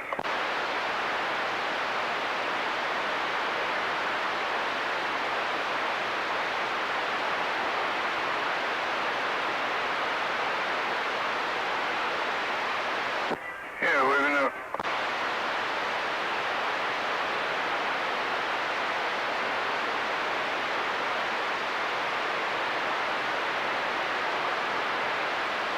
Oh. Yeah, it's been warm, but you're not gonna hear me complain about it, because I was sick of the rain.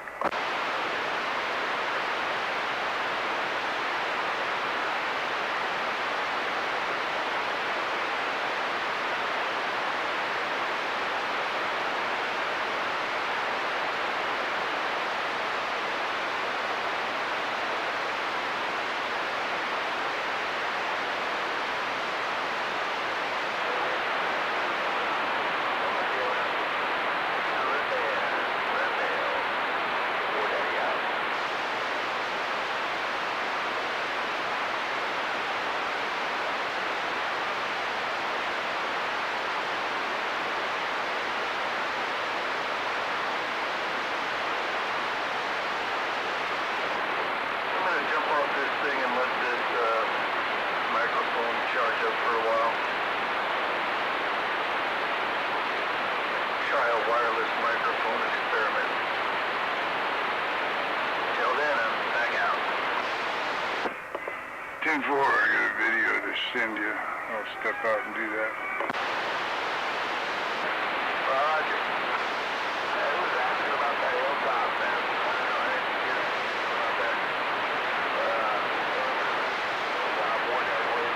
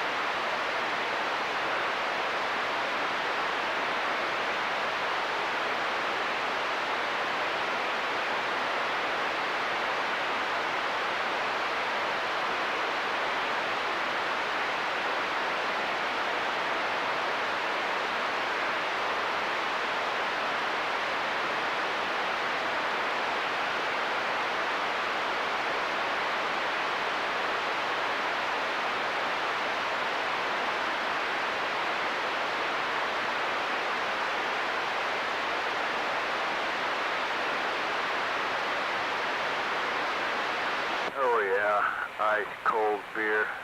A little behind, aren't you? Yeah, I just walked in the door. First thing I grabbed was some ice cold beer. See, Roger, that's what I did. But that was like 3 hours ago. Went and got me a canopy for my pickup. Oh, cool. You gonna clamp it down or bolt it down? I have it clamped down right now, but I'm thinking bolt it down once I get it figured out a little bit. I'd stick with your clamps. It's a lot easier when you want to take it off. If they're good, if they're not just C clamps, you know, they've got nice little canopy clamps I used to use on my Blazer, so I could just, you just pop them and lift it off. Yeah, it came with canopy clamps, $90. It's aluminum with side windows. Yeah, there you go. That worked. You just put a non-adhesive strip on the top of your bed, you know, so when you clamp it down, it feels good, but you can take it off. Yeah, like a nice pad or something to seal it off a little bit. Yeah, that's the next step. Yeah, they got rolls of that. It's self-adhesive, so you just peel this, you know, cut your pieces and then peel the bottom half off and then stick it to the bed, and then there's no adhesive on the top where your canopy goes. Yeah, it's pretty simple.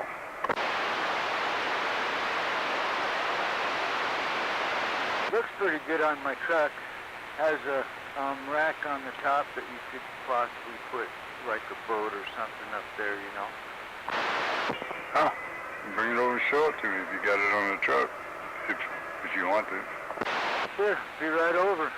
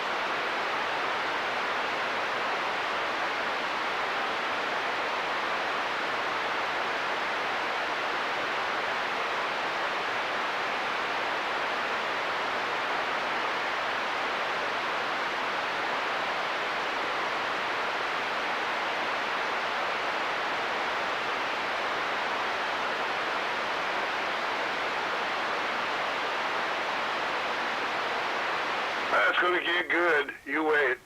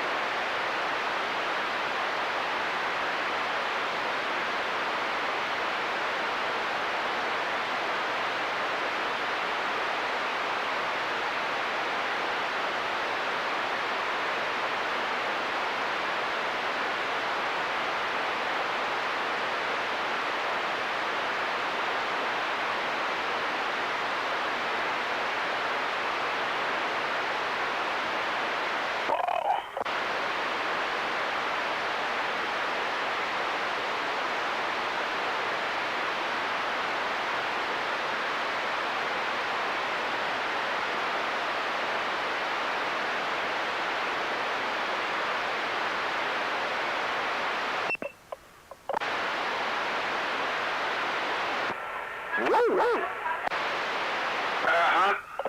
42.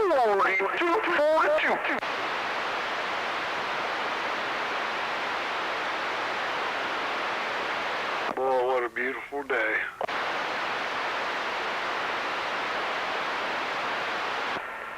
I know you're right. God, perfect breeze this evening, too. I don't know if it's just my house that's coming off the bay, but it is glorious. Oh, no. There's a nice breeze here in Lacey, too, so we're getting to enjoy it along with you. Yeah, Mariah. Yeah, sometimes that concrete jungle doesn't get that.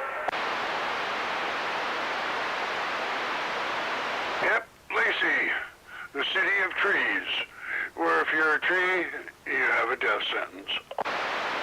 Dum dum dum.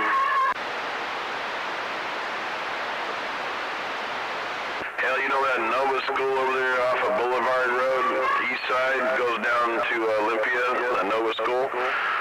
Fuck, they leveled a big old chunk of nice fucking property over there. I mean, there ain't a tree left on it, man. It's gonna be a housing complex. Absolutely fucking sad. How big of a... Oh, yeah, I know what you're talking about. That's about 17 acres there that they obliterated. And what about all the wildlife?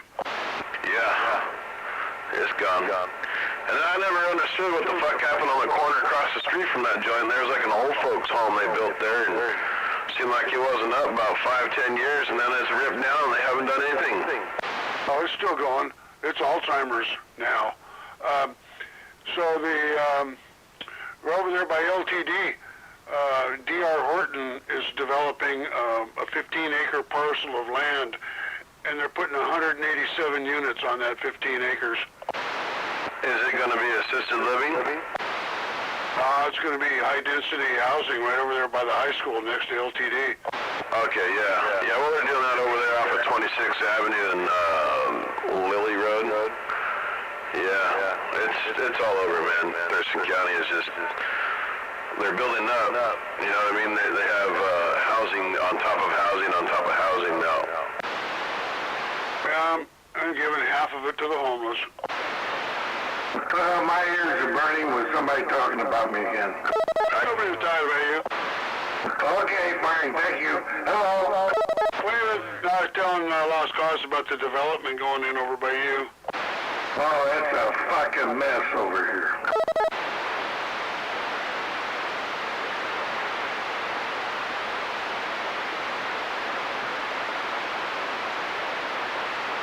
And here I was hoping somebody was talking about me because that'll leave some other poor bastard alone.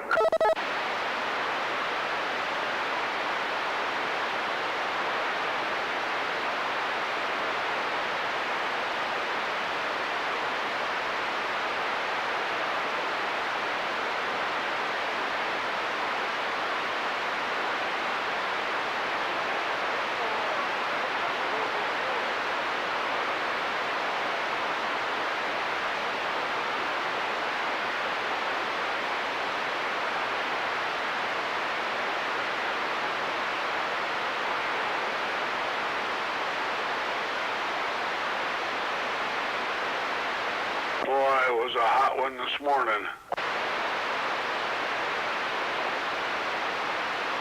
Actually, it didn't cool down much last night either. I kept the air on all night.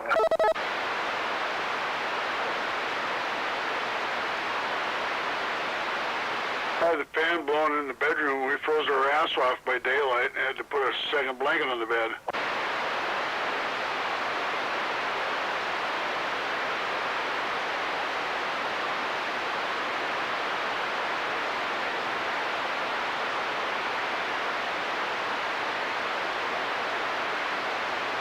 Yeah, I'm about ready to break out the AC from my computer room.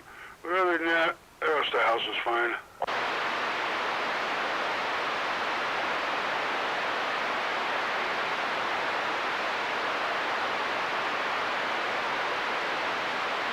Well, I'm not going to complain. It won't be before you know it. It'll be colder than the road digger's ass, and I'll be crying about where's the warmth. Yep, you'll just have to reach over and turn up the heater. One way or the other, Puget Sound's going to get a lot more money. Yeah, it's going to get wet tonight, they claim. That would be nice if it would cool down enough where hopefully it ain't muggy, but I'd like to open up the windows, open up the house tonight anyway. Well, from what they said, of course you can't believe weathermen, they're professional liars, but it's supposed to get cloudy tonight and be a little cooler tomorrow. Well, did you make it down to Lake Pier and get you that demo burger yet? No, they're open until tomorrow. Oh, that's right. Tomorrow's the 13th. Gotcha. But me and Debbie and Corey will be down there about 1 o'clock-ish. You want to be ahead of the crowd.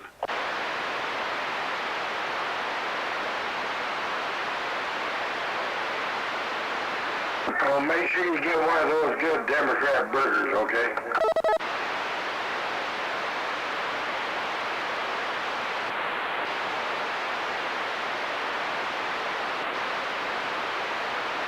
And don't forget the elephant ears.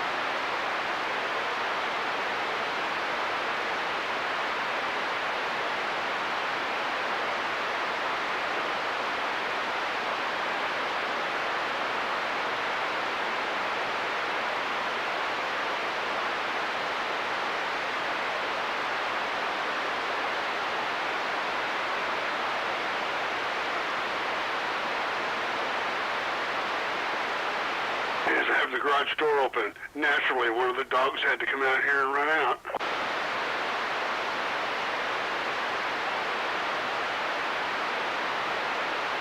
Did he lift his leg up and piss on you?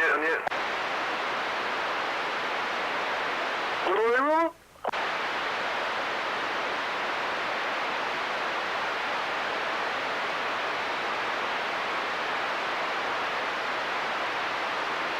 Don't get any on you.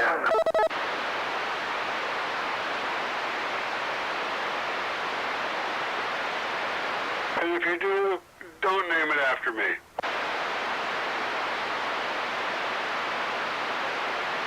I agree. I think there's enough Dave and Danny's in this world. We don't need no more us. I'll tell you that for sure. Gotta keep those two names pure as they are.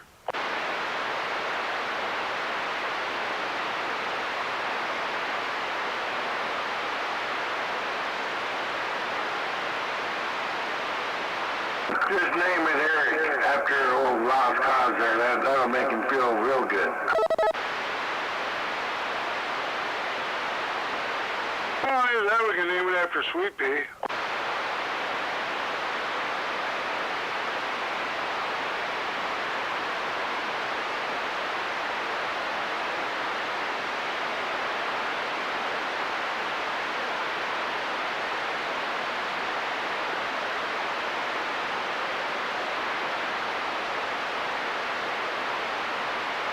Well, I talked to Barefoot the other day. He's okay. He has no radio right now. His radio took a crap. He must have spilled another beer on it or something. I don't know, but he was complaining that he needed to buy a new antenna and a radio for his motorhome, so I said, well, fine. I just wanted to make sure you were still kicking. And he's heading south down here around October. He's going south, so he'll be out in there for the winter. Yeah, they'll run him out of there next year at springtime. They'll run him out with a gun.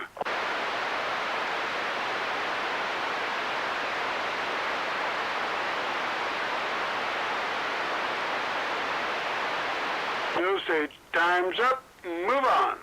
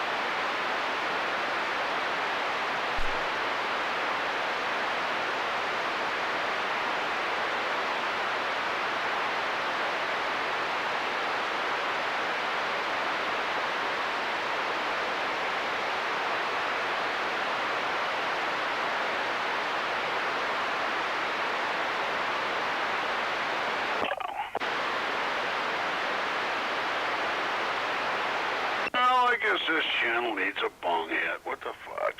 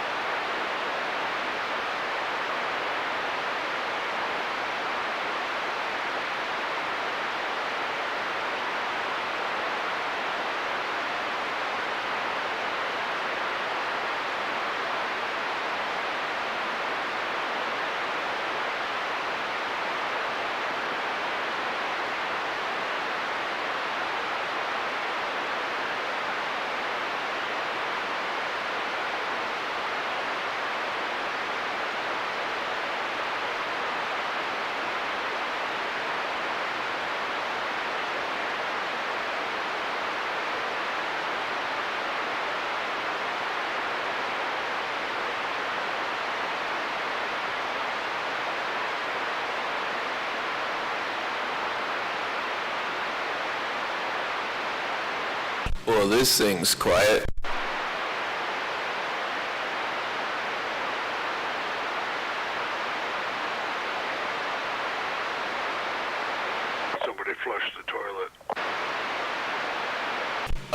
Gotcha.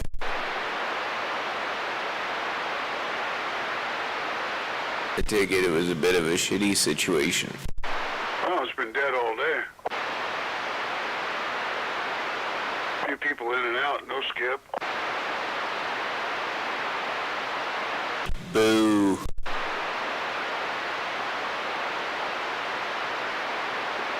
There's nothing worse than a lack of entertainment on the CB radio. You gotta have a victim. You don't always have to have a victim. Sometimes you just get a truck driver out there having a bad day and there's your entertainment, or sometimes you just get one of the idiots that come on here and just want to be an idiot, you know, and there's some entertainment. Sure, they become a victim. Well, I'm just saying there might not necessarily be somebody to tell them they're an idiot. They might just be, you know, spouting off idiocy. Like stupid is, stupid does. Yeah, just a monologue of stupid. Can't fix stupid. No, but I do tend to be entertained by it sometimes, you know. I mean, it depends on the level of stupid. Well, sometimes some people are so fucking stupid. Yeah, sometimes it's just like, I can't. I feel like I am dumbing myself down listening to this. Well, my wife showed me this thing on her phone the other day where the cop pulled these two young people over, and they were screaming at the cop, "How dare you pull us over?" Just reaming the cop for pulling them over. But they were speeding. Were they black or white? Actually, I don't think it matters anymore these days. They were these pajama-wearing boys. Oh, gotcha. Entitled little shits. Ones who don't have the first clue of which end is up. No common sense. You're not even allowed to pull us over anymore, right? Okay, you keep thinking that. See how far they get you.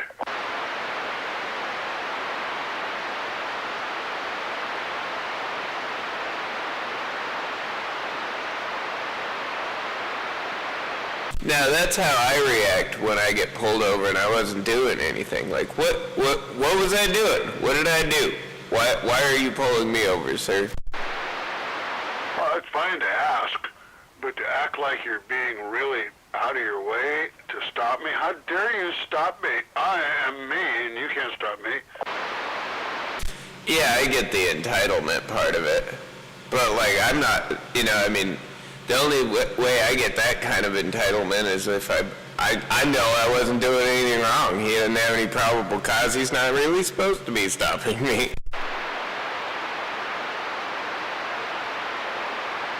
But I'm always polite because you never know when you, like, your license plate fell off and he picked it up for you or something, you know what I mean? Or your license plate light bulb is burned out. Yeah, or just something where, like, and it's, or you got a tail light out and it's daylight and he's just stopping you to let you know so that you don't get a ticket later.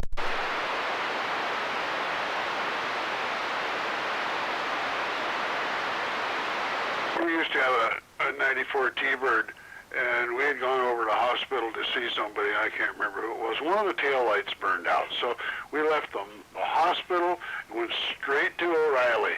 The minute we got into Lacey, we got fucking pulled over, and the guy was going to write us a ticket, and we had to explain to him, "Hey, dude, don't know. We're on our way to get it fixed right now."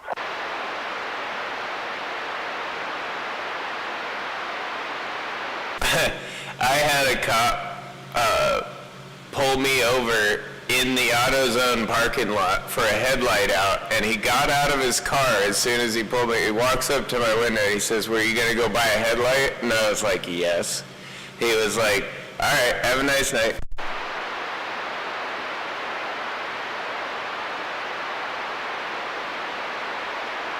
Don't need to write a fix-it ticket for something he's about to fix. Not unless he needs the donut points.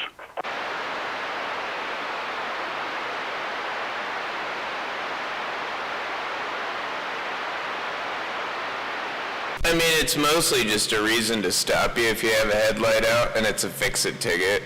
So there's no fine, you just have to go get it put a new light bulb in there and have a cop or a state patrol officer or whatever sign off that you did it. And there's no fine. I used to work with a guy that was a cop for 15 years, and he just shakes his head and he says, this is the belief that every cop has, that everybody is guilty of something. Well, especially at night. At nighttime, when the lights go out, man, everybody is up to something. Everyone's suspicious.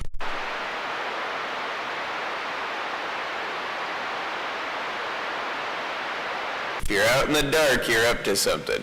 What are you hiding from? I'm hiding from the light. I work the night shift, sir. I got dementia. I'm up all night and I sleep all day. What are you doing at midnight? Out here at midnight. I'm on my way to work, sir. I got dementia. I'm up all night. Have you had anything to drink? Yeah, coffee. Lots of it.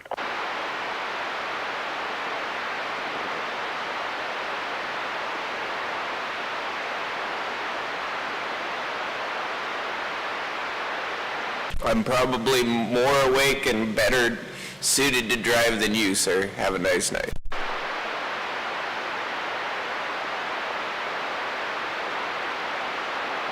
I've had truck on the charger all day. I think I'm going to go out and take the charger off and turn the key and see if it lights up. I don't see any reason why not. I assume it probably did have a dead battery, though, sitting there for as long as it did. Oh, yeah. Yeah, just put a little slow trickle on there, and I'm sure it's up to 100% by now, but enough to start it.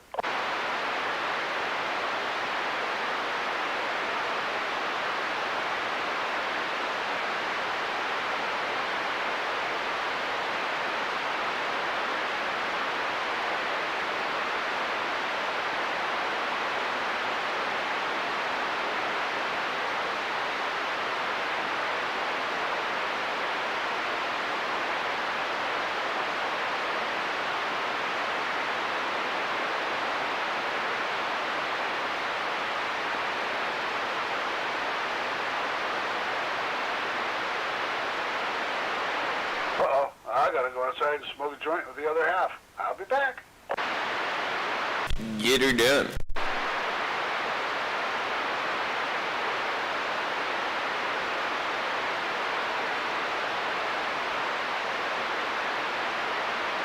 I just finished mine myself.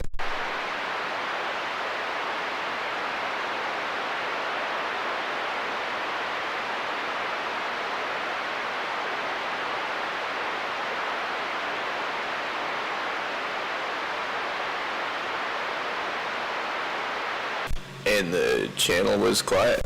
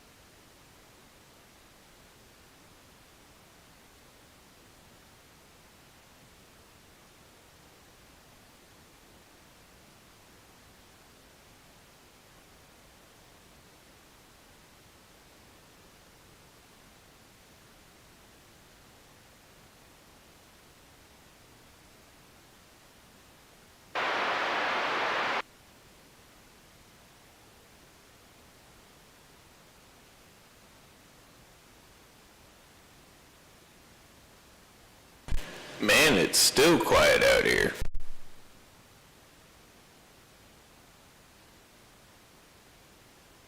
Make some noise.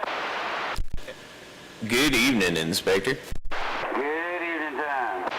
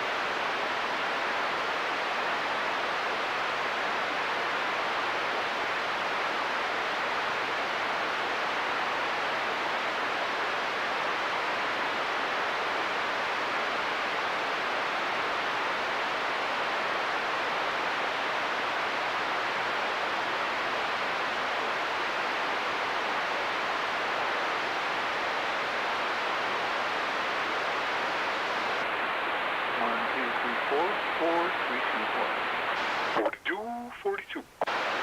4242, it's working west side. 4242. You can hear me on this little pocket-sized radio? Yeah, it sounds really good, actually. You're blowing smoke in Lacey.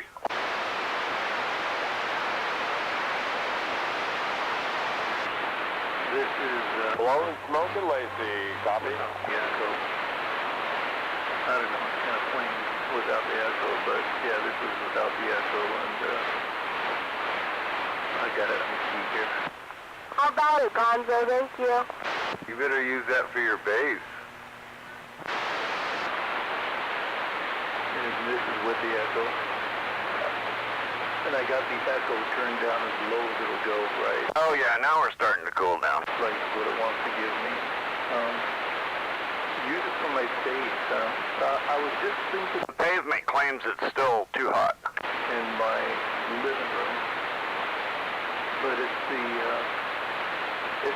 exact same style of radio that I run in my mobile. Only this one's not, this one doesn't have the power modification done to it. And I don't need to do that mod for being on the bass, but in my mobile it's nice, The only problem with this radio is it's got this tiny little microphone that fits in the palm of your hand, little handheld microphone. And I can't find any other microphones that really work with this radio, even though this microphone works fine for a base station. It's not very desirable. You're blowing smoke, like Lazy Dave said. Sounding good.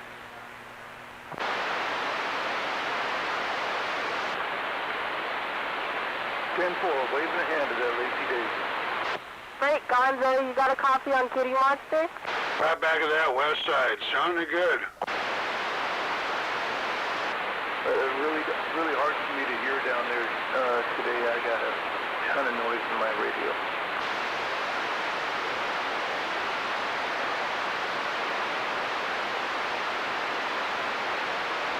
Well, he's hearing you just great.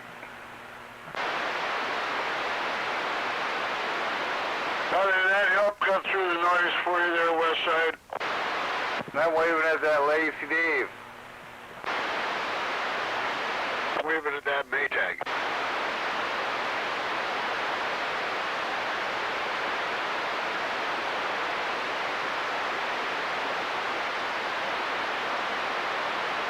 I don't know how you do it, Dave. I don't either. Was it something I said? You're able to predict the future.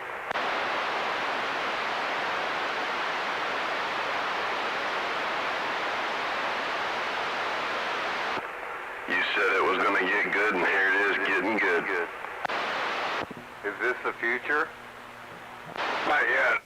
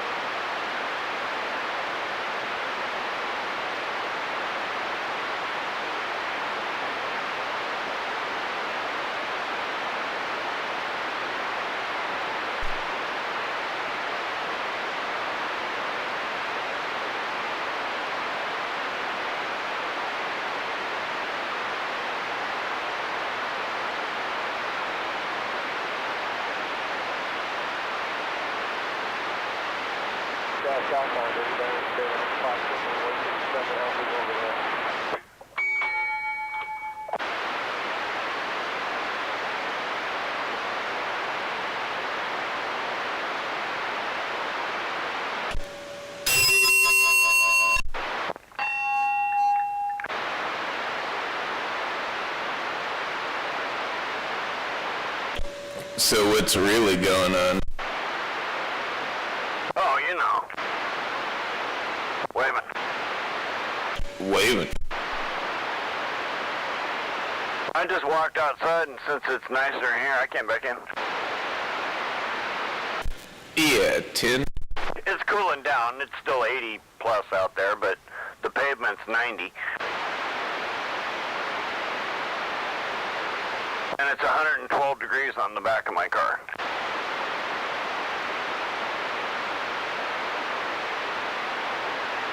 Yeah, it was a toasty one today.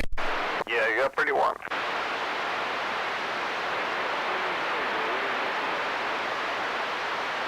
It got so warm I forgot to go get my strawberry cake.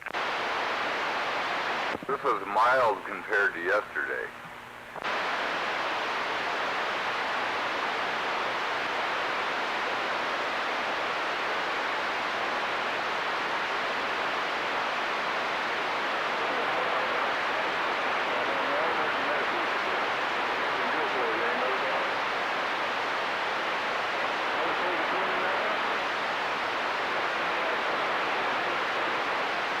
Did less refrigerators malfunction today? Had a few refrigerator malfunctions today, yeah.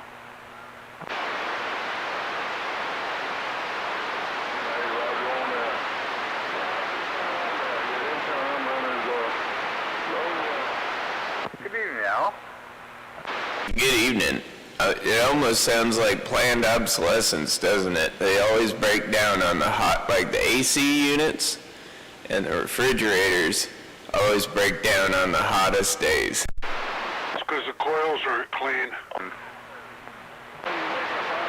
That's like the elbow in your stove plugging up with soot on the coldest days.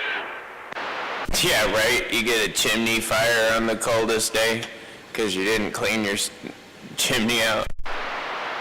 I was looking at the wrong one on Zaggle. It was a different house that had the elbow. Yours straight up. You did good.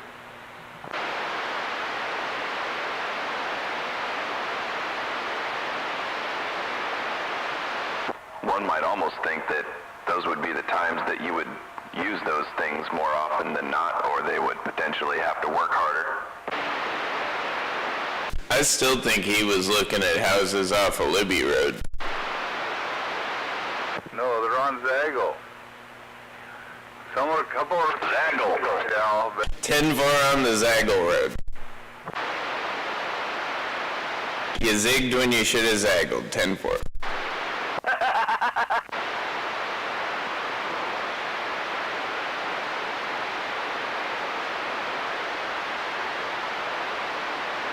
Or was that just a given and I missed it? good evening, that rips. Well, I would say it's an inside joke, but it's just not that anymore. You haven't missed anything?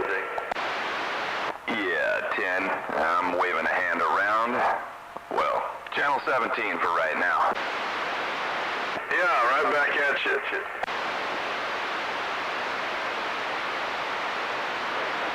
And good evening to that Rips. Yeah, good evening now. Finally. Lost Cause, Maytag, and who was that out there asking questions about what?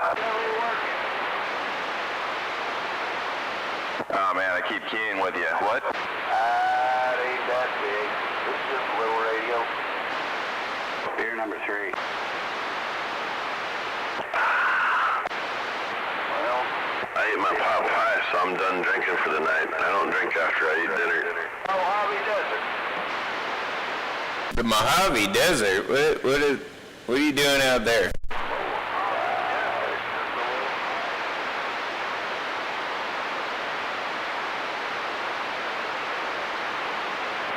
Yeah, I got the Frisco Bay part. I didn't get the beginning.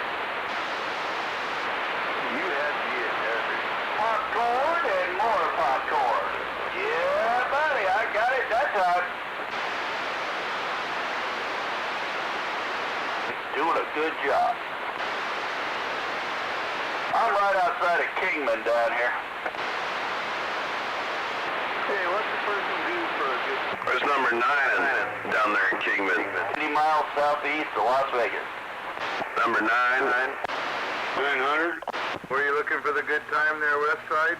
Yeah, where's that dumpster fire if we're here in Las Vegas? Hey, Uncle Fester on the... Remember that number 9 by the dam? Bam! Yeah, dude. I do. What Thurston County is walking on? All right, 388. You're doing a good job. Sounding good in my desert neighborhood. Oh, here we go. Remember from down there around King? Goes, gonna get good. I'm out here. That's what Eric Guy says, live wire. Right, but he always called himself number 9, too. Hey, Yeah. you gotta make it rock and roll. Stuff is rolling, you digging it? It's working. I don't think it's doing what it should, but it's working. Yeah, it's dry as a popcorn fart down here, man. We had clouds over the mountains and a big blue hole in the middle over the flat.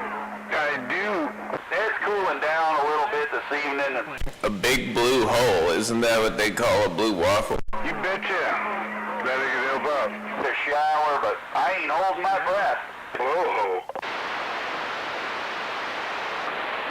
A big blowhole. So you gonna keep it? He wants me to hold my breath till I ain't doing it. I think they're talking about sweet pea. Did try and mess with Yeah, maybe. What was that? it. I might take it up to that hammy. Oh yeah, with the big blowhole. Down back to your car. I don't know. The only thing is, And a blue waffle. Well, that's hard for you to do at your age, isn't it? you're going to be on 10 meters. And all the instruction manuals say this thing don't work on 11. Does. Have a good evening. Thank you for keying me up. Yeah, it works like it is. Yeah. Well, I think that's a keeper for sure. I think that's good. That's a nice one for anybody to show. Yeah. My buddy Santa Cruz. It does good. I mean, the way it's tuned right now, it's just kind of gliding at like 200 to 300 average, swinging to about 11 or 12, something like that. So, yeah, it works. Yes, sirree. Very cool.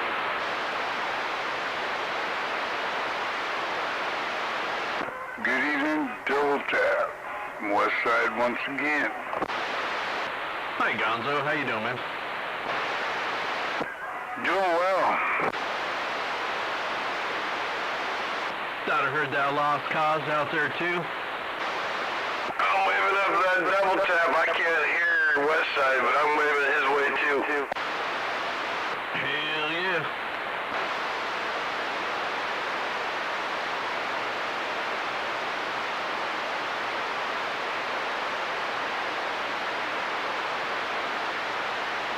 You can tell it's a fake thing because it makes the same note every time.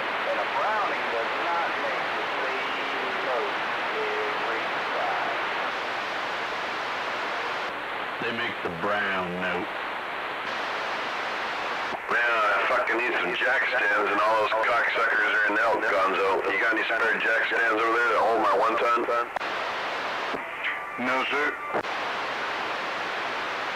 I'm gonna go down to my neighbor's place. I'll be back. Yeah, get down there while he's not home. Uh-huh.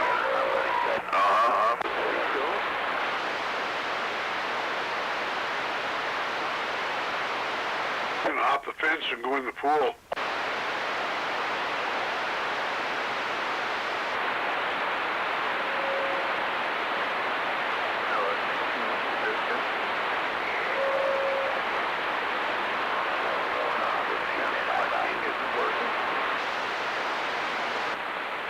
West Side, you got yourself a Browning over there? Yeah,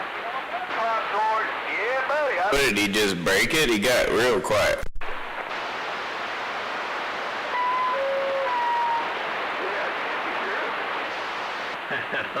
Yeah, sounds like it. Reminds me of scratching my fingernails on a chalkboard. What do you mean? Yeah, there's a lot of trash traffic in there, but I heard you in there bobbing and weaving. You got a clear path there for a couple seconds. The browning noise is actually louder than your audio, though. All right, Sniper, be safe, brother.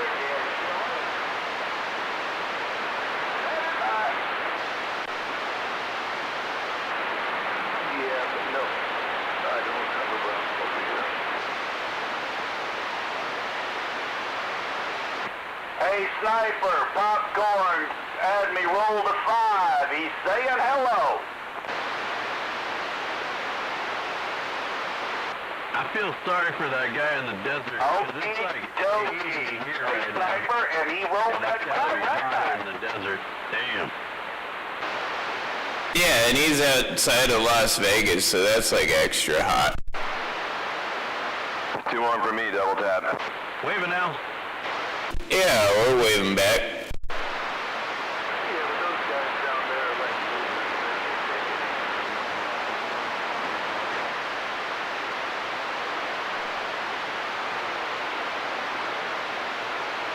We can't bounce our signal off that Golden Gate Bridge. Dang, I was trying to wave at people on the wrong channel. I don't know how that happened. Gonzo, good evening. Double tapping.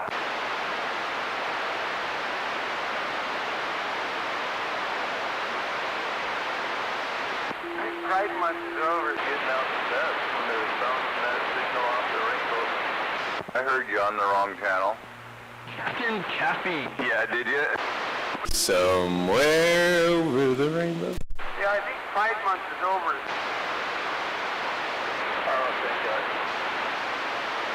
Oh, they'll come up with something else that'll I don't think we're in Kansas anymore, Dorothy. couple weeks. You know, Well, we'll click our heels together and find out.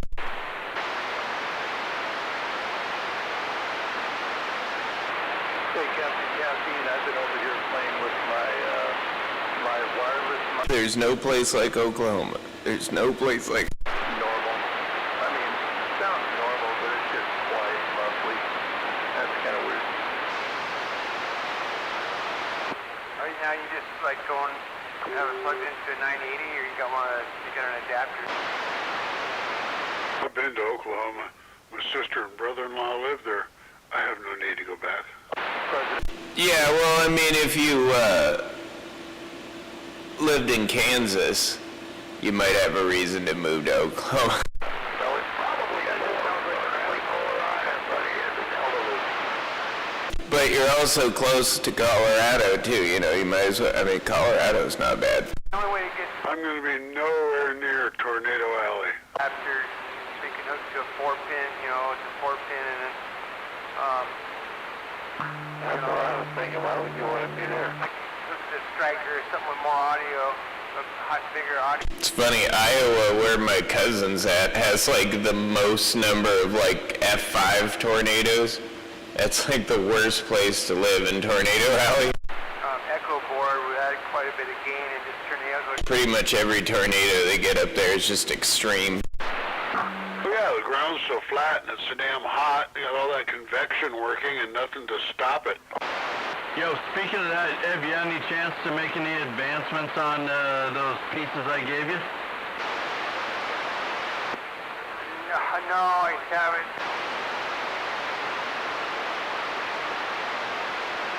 It's over there in the pile with the other stuff I gotta get to, too. I'm going to have to fish myself. Yeah, this fall I'll have time to dick with it again. Maybe I'll grab that shit back and just knock it out. I was close, I had it, and then I was kind of dicking around with different configurations, and I couldn't, I can't remember what the hell I did that I was trying to change, and I had something screwed up, and it was just a matter of, you know, a couple wires, but it was there. Yeah, 10-4. I also was using the power supply out of a spare 980 that didn't work. So that... I'm using a power supply out of a microwave. Is it working? Because I know you kind of figured out a little power supply for the thing, you know, and put it in. They work sometimes, some of them old sweep tubers. This makes it... Or I guess those would be the older high voltage tubes. Those sweep tubes are low voltage. Seemed to make it easier to do it that way, and then I just put a 12 volt like wall wart type of power connector on the side of it, and that way I could either use the wall plug or I could use the battery pack with rechargeable batteries or alkaline. Yeah, there you go.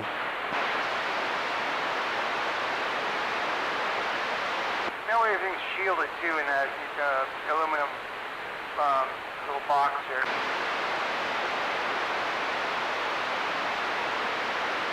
But the one I've got, the Animal, the one you've got, it doesn't have a hum issue. I think it's something on my station where I'm getting that little bit of noise, hum sounding with mine. Got some grounding. What's going on? I gotta read everything. The burning bush was a head. Yeah, I gotta go through my truck too, man. I got some kind of hum in there too.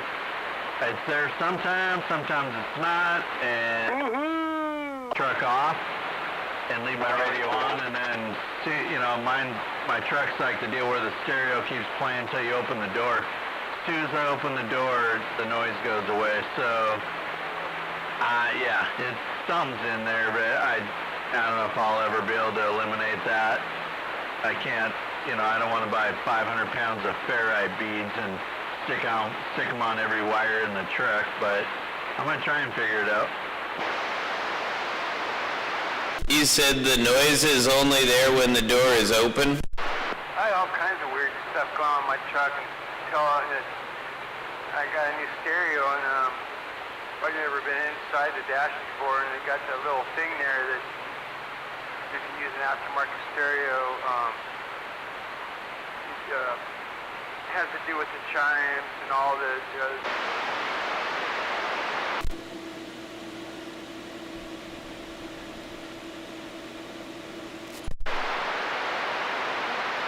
that's when it shuts off the stereo and all that. So it's like you can pull up in a parking spot, you got your radio on, whatever, your stereo on, and you kill the ignition, hit the button, and it shuts the engine off, but your stereo keeps playing.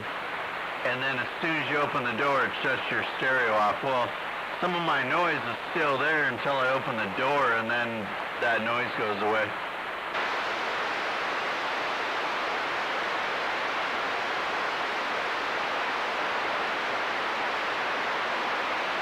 Run your stereo straight to the battery.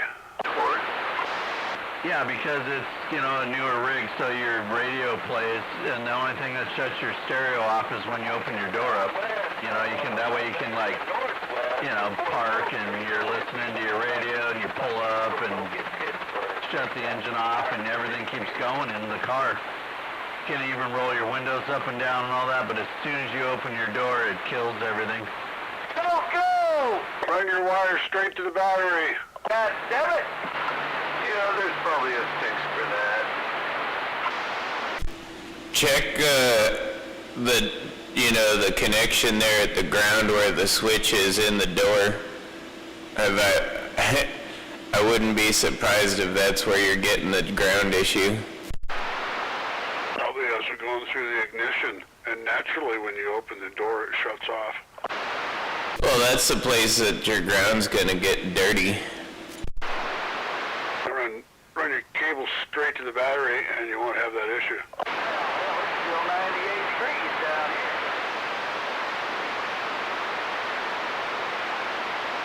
98 degrees, where the hell is that? Arizona, out here on the eastern edge of the Great North. Did you say Kingman? Kingman's in the mountains. 90 miles south. No, it's not. Wages, Nevada. Oh, that's Wages, Nevada. But I'm not in Nevada. I'm damn close to it, though. I'm only about 13 miles from Nevada, but I'm in Arizona, which is Spanish. It means dry area. Sure. Whatever. Yeah, dry area. Dry zona area. Arizona. You gotta roll your R's too, man, so you sound like a local. It's kind of like San Diego, which in German means a whale's vagina. Cheers, and you're welcome to it. I bet Landers. Rocket! I heard you, 768. Call me Uncle Fester, and I am on the Adams Family Base Station out here in the Great Mojave Desert.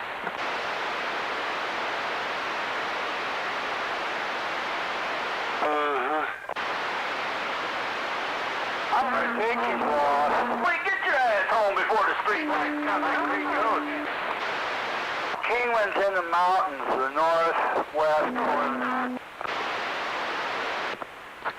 Just remember, if Texans were meant to snow ski, God would have given them a mountain. Oh, we don't make no fires down here now. Hell no. Charlie Brown. We don't make no fires down here. Oh, no. That's bad. Bad, bad. Shame, shame. No fire.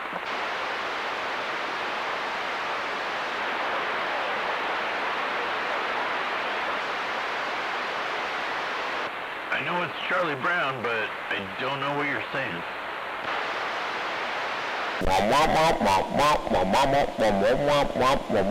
All right, Rocket. Hey, man, be safe, be careful, enjoy your week, try to stay dry up there. I don't have to worry about that down here. Well, I'm always dry. Doesn't sound like Spanish. Damn clown at the carnival that they throw baseballs at to try to dump him in the water. The one that hops. Son done baked that boy's brain. Mi español no es bueno. Marijuana! No habla, señor. He's coming across the border, you never know No habla español? what nationality they are. Senorita! Maybe the mothership abducted him last week or something. They don't speak English. Send more senoritas.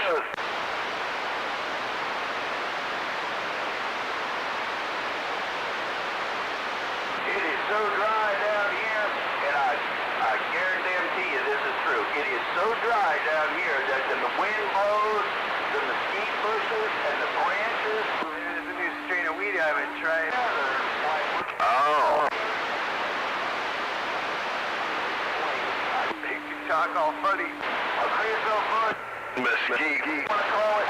Two-bit radio, don't break it down. Together just right, that bush will go up just like gunshot. Oh, crap, here we go again with the white boys trying to get down. About the That's what happens when you have too much of that cactus juice. must be in your neighborhood, Zodi. I can't even hear him. Oh, you're lucky. But I'm lucky too, because I can't hear most of the clowns you play with. Oh, I like it that way. It's really good. The clown. I have no problem living in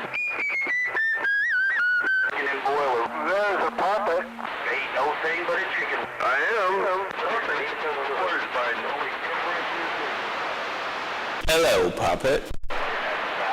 The puppet. I gotta hook up my new router, but everyone did have to kick everyone off the internet. I guess I'll see when everyone goes to bed.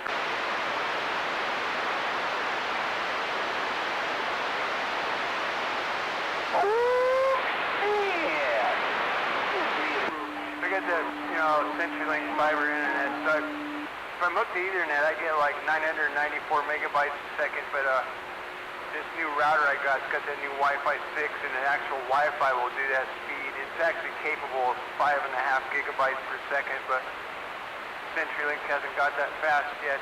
AT&T, you can get 5 gigabytes a second, but it's like freaking $300 a month. Fuck that. Yeah, that's a lot of money per gigabyte. Gigabit. The CenturyLink fiber, when they brought it in the neighborhood, were locked in at like $80 a month. Technically, that's bits. So we'll stick with them, and they'll eventually up the speed, but they'll probably make us want more money for the 5G, or 5 gigabytes per second.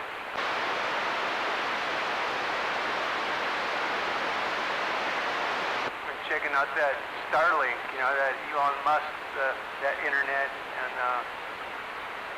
it's a little more, but not too out of reach, not too unaffordable.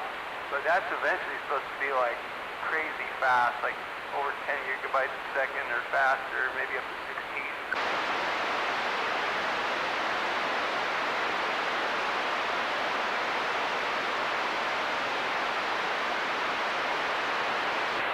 Boy, you should come up with some high-speed porn with that. What's a guy need that kind of stuff for? Well, you only really need about 2 megabits, maybe 4 megabits a second at the best to get real premium high definition porn. You know, less than a minute to download a movie that's, you know, 3 gigabytes or whatever it is. Oh, copy on download. No, that's all I heard. There's two you keyed up. I'll key with you, but yeah, downloading movies. Okay. That explains it. Yeah, I don't do that, so I don't know. Yeah, I don't usually, but everybody here does all that, you know, high-tech gaming and whatnot. My grandson, he's got this YouTube channel, and all the extra speed helps him out. Copy that. I'm listening. It's not going to get good. And I just want to say, when you're talking about bandwidth that's in bits, when you're talking about storage or memory, it's bytes. Wait a minute. Yamaka, the ham sandwich? That's easy for you to say. So it's megabits a second or gigabits a second. So maybe it was on eating the ham sandwich, I don't know. That's if you're so it gets a little more complicated than that when you're talking about inside a computer, but when you're talking about internet speed, it's gigabits or megabits. So like gigabit internet is over a gigabit a second, which is what I have. And where are the bytes? Bytes are like when you're talking about like a file or something that's stored on a hard drive, that's quantified in bytes. So like megabytes, gigabytes, terabytes. Oh, copy. The easiest way to separate them is bandwidth is bits, storage is bytes. We're not in Philadelphia, so I can't say that because you have no idea what I'm talking about.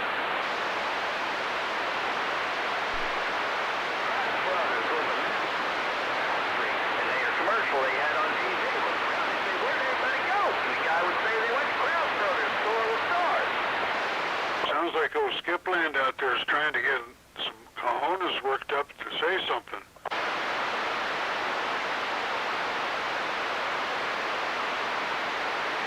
How earlier than that?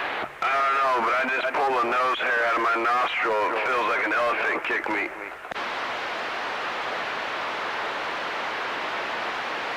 It's about 8 inches long, and I feel like it come out of the back of your neck. I didn't look yet. I had to rub my face afterwards immediately. Woo! That thing hurt. Oh, man. Whew, I was crying and fucking nose running.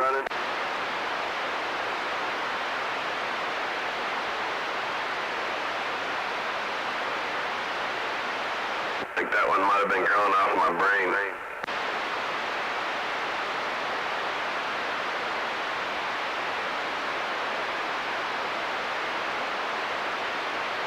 I wonder where your fan club is tonight. Well, Deer Slayer just called me a puppet.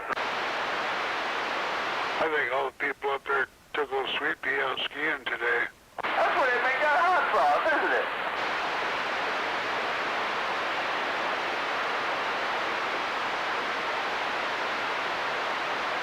I have a new nickname for her. We'll just call her Skip.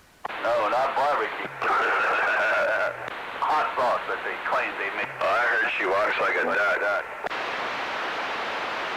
She quack like a duck? Does she smell like a duck? City farm.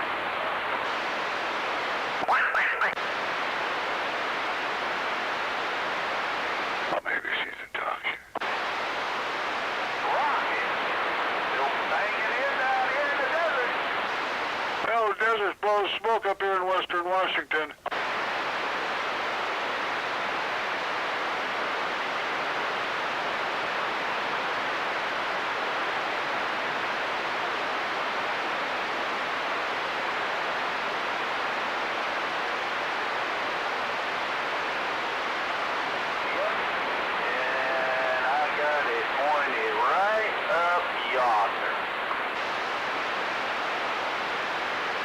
Whichever, grab your body control, turn it to the left until you hear it click.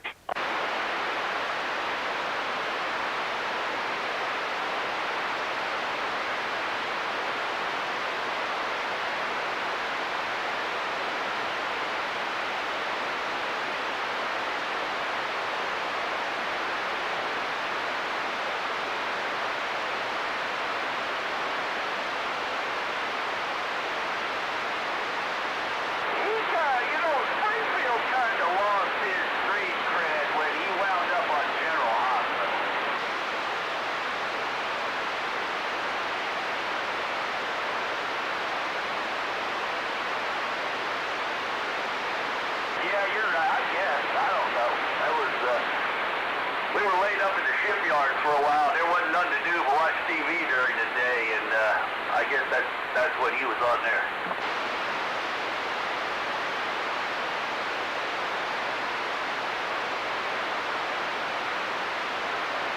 North town, you got one sitting there at the exit 108.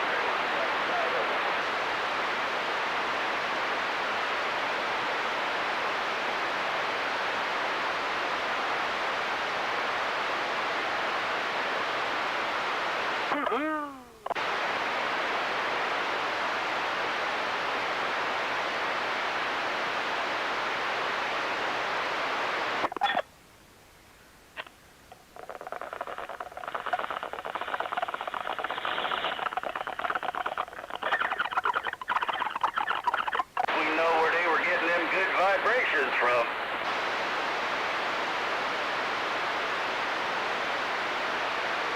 With them little plastic battery operated things they had stuck in their fingers.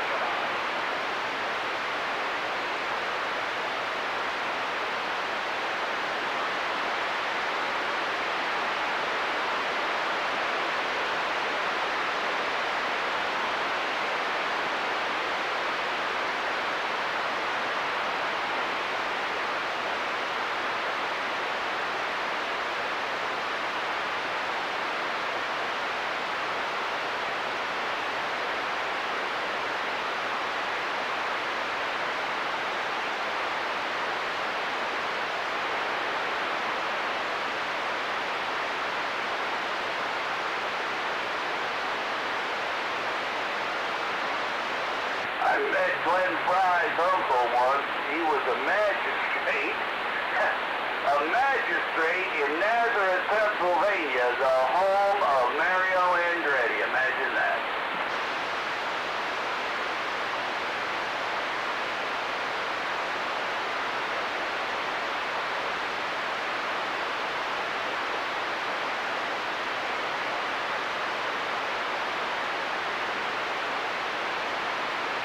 I don't know, man. We got wild horses running around down here. They ain't got no damn name.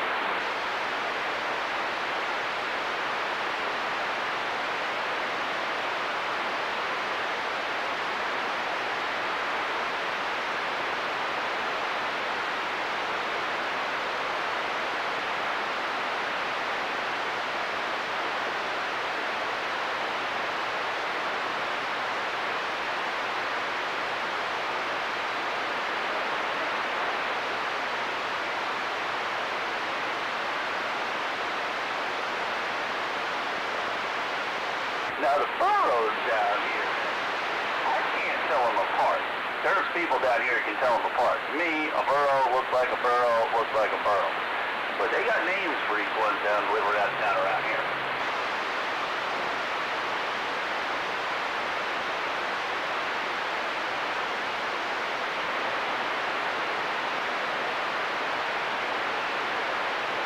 I must be racist, because I think all burros look alike.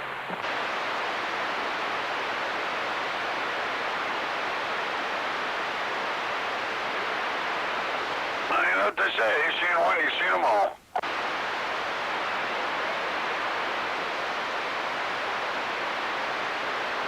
Yeah.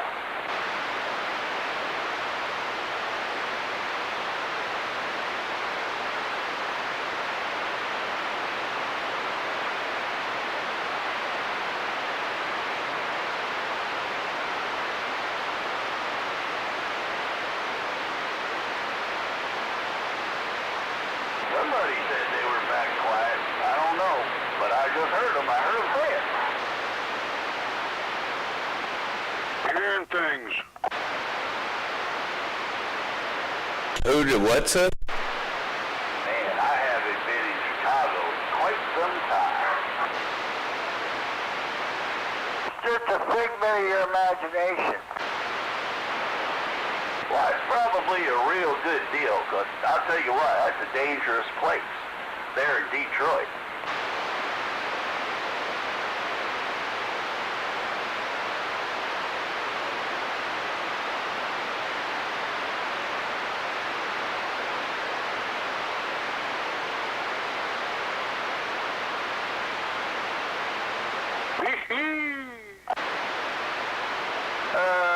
Did you hear about that knucklehead down in SoCal on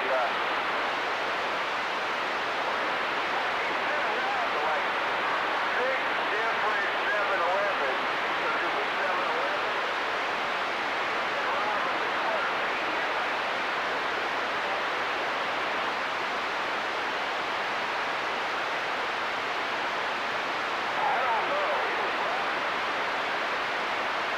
I just did a little speed test on my internet. I'm getting 1.5 gigabits down and 0.5 gigabits up, even with the stream rolling. He was an African-American male, That's not bad. sweatshirt, hoodie.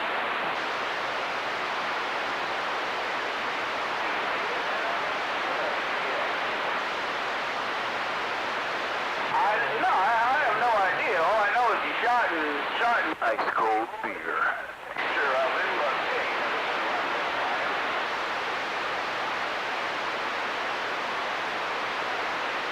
Now, in comparison, a gigabyte would be like 80 million bits a second. So like 8 gigabits a second.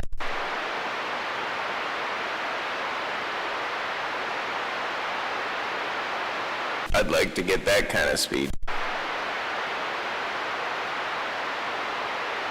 All I saw was the reflection off the bridge of his nose. Come on.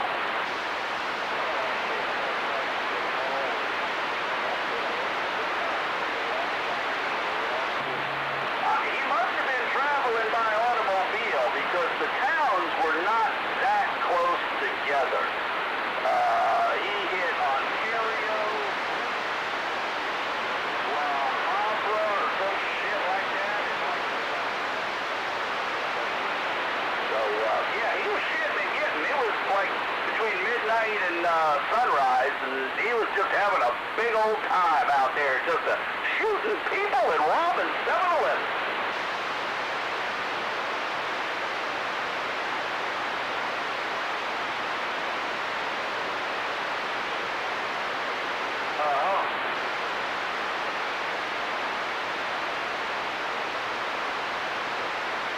Hello, radio.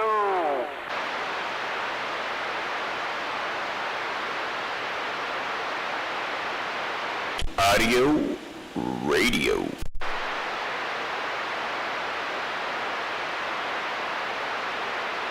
I need more audio. Go ahead, Breaker.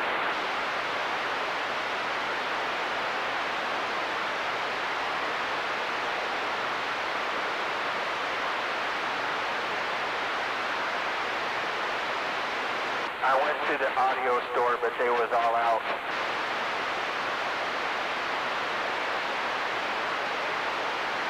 Come on, man, you can't buy audio. You gotta make it.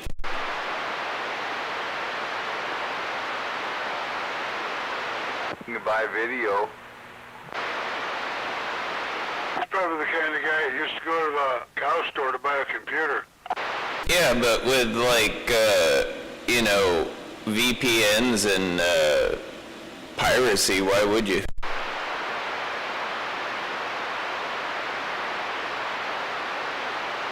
I gave him some money and he gave me more modulation. That's not the democratic way. Well, who said I'm a Democrat? Oh, that was for Al. But good evening, dear Slayer. What, piracy? And you can't stand on your soapbox and talk real loud and get more audio? What, the free exchange of ideas and information isn't a liberal thing?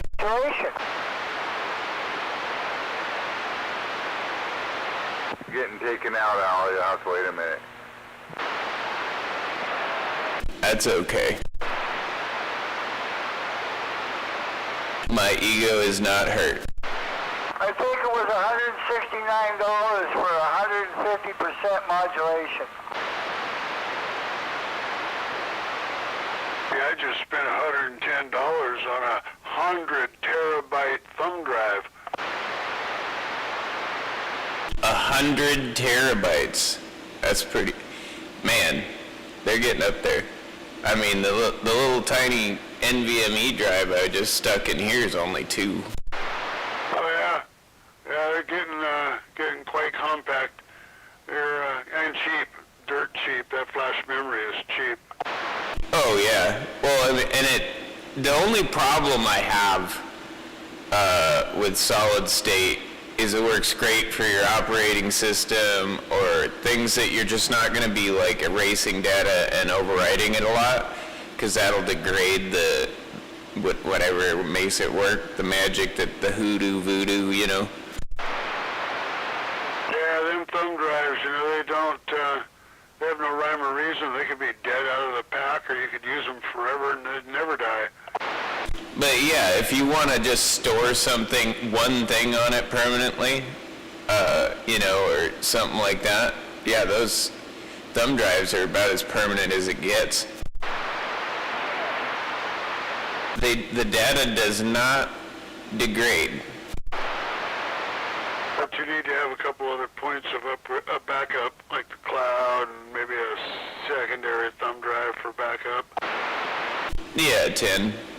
Like, I don't know, I got a couple of little external drives, but my backup hard drives for this computer are in there, and they're not solid state. They're the old school spin up 5600 RPM Western Digital purple.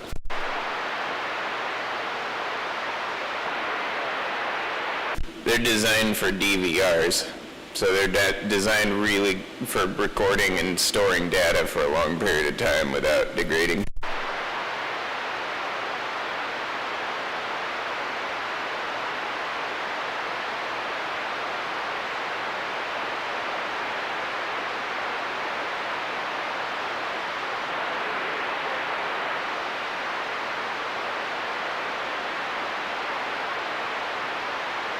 And when I'm not using them, I just spool them down, unmount them. I hope they don't freeze from being not used. That's all right. They don't. I would assume they have a maintenance cycle, because occasionally I'll hear them spin up when they're unmounted for just a moment and then shut back down. So I think they know to, when they're powered up, to just spin up for a little bit so they don't seize.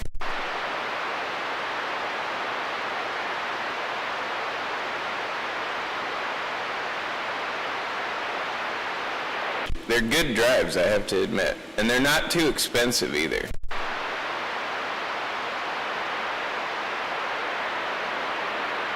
I wanted to get a solid state for my laptop, but I think my laptop's not that old, but it's to the point where I'm not going to invest any money into it. I'll just buy a new laptop. Do you know what processor's in it or whatnot? Let's see, it's an Intel 32 or 3.2 gigahertz quad 4 generation 7, but because it's generation 7, it won't let me update it to Windows 11 because Windows 11 needs 8 or better. There is a firmware update you can do for 7th gens that'll let you run 11, but you'd have to update a lot of other stuff. But that's not totally outdated yet, but they are on like 12th generation now. Yeah, it's dated. It's got 8 gigs of RAM, so it's pretty well loaded, and it's got a 17.3-inch touch screen on it. It's a pretty big laptop, but I got a really good deal on it. I mean, depending on what you use it for, it might be practical to put a better drive in it, like a solid state, and maybe, faster RAM, because there is faster RAM for it. I'd assume it's DDR4 if it's the 7th generation, so you could just go with the 4 gigahertz RAM or whatever, the really fast stuff, and it'd pick it up quite a bit. Yeah, a solid state hard drive would take care of the problem. A lot of your problem is probably most laptops with a classic hard drive in them are going to have a 5600 RPM drive, and that's just because you don't want that thing spinning fast if you drop it. It reduces the chance that you have data corruption or you break the drive itself. But solid state's you can drop that thing. It's not gonna hurt anything. And it's way faster in terms of how fast Windows would load and how fast everything pops up and how fast it can open programs. The transfer speeds through solid state are 1,000 times faster.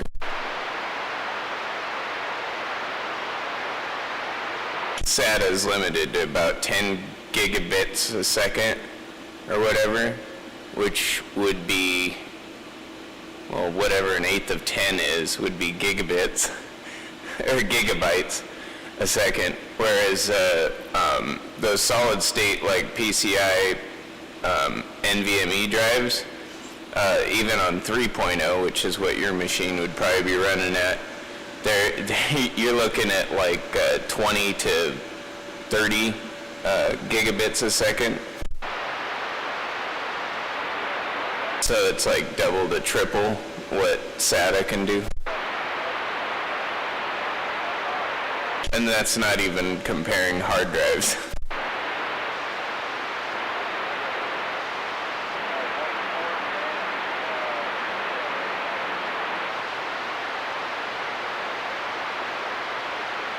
It's actually upgrading this computer to solid state takes Windows 2 seconds to start up. I know my wife's computer's like that. I got her one here about a year ago. 2 terabyte solid state drive in it, and 16 gigs of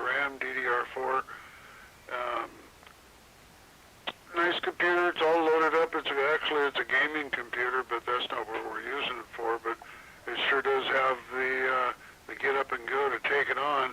If we ever have to restart it, I ain't shitting you. The minute you restart it, it's maybe 2.5 seconds and it's already loaded and ready to log in.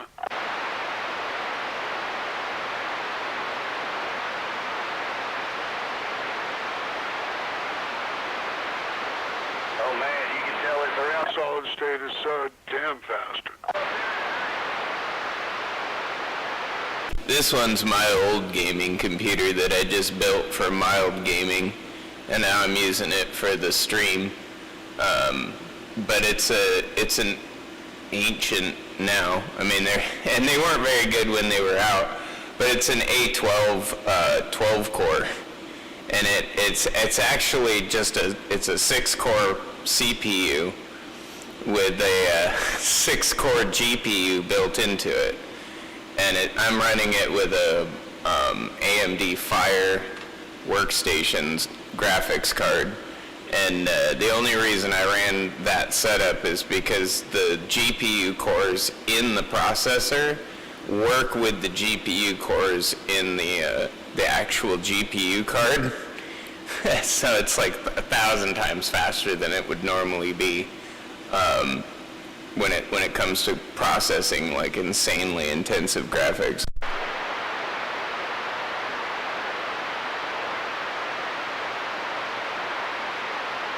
This guy down the street from me went and bought a Vizio Smart TV and a Vizio soundbar and subwoofer. And about every second time he turns that system on, he has to disconnect the soundbar and reconnect it. He's constantly having to fuck with it. For some reason, Vizio doesn't like to pair itself with its own product. That sounds like Vizio. I mean, they're not a terrible product. I mean, in terms of reliability. But yeah, that does sound like one of their little stupid issues.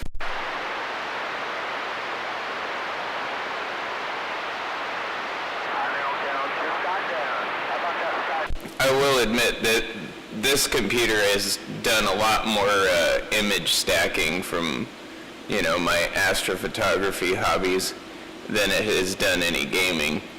And that's actually what I use my new gaming computer for more than anything else. It's just so much faster. Oh yeah, gaming computers, they got the cojones. Well, my new one, I just got rid of the 2080. And I got my new GTX card, AMD card, and I'm only running a 3rd generation Ryzen 9 12 core, but it's running with the GPU. It's using extra like GPU RAM, extra GPU cores, as well as CPU cores that are unused when it's processing graphics or processing something else, like when I'm stacking images. It's got a lot of different software open, but they designed it to like work all in conjunction, and it's just so ridiculous. Like something that used to take this computer about an hour to do, that computer, like you click on it and you get up to go do something else and wait for it, and it's done. It doesn't mess around. That's sweet. It's like my new phone. It's just that fast too. I no sooner say it, it's done. I turned around. I was like, okay, so that's why that processor and that GPU are about $1,000 a piece. Some company called Diageo or some shit, like they were making that there. I don't know what they make there.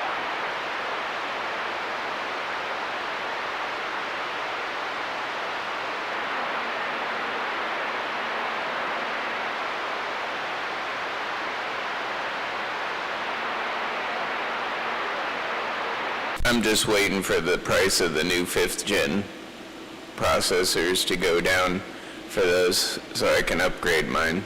But yeah, I'm not going to spend $1,000 on one again.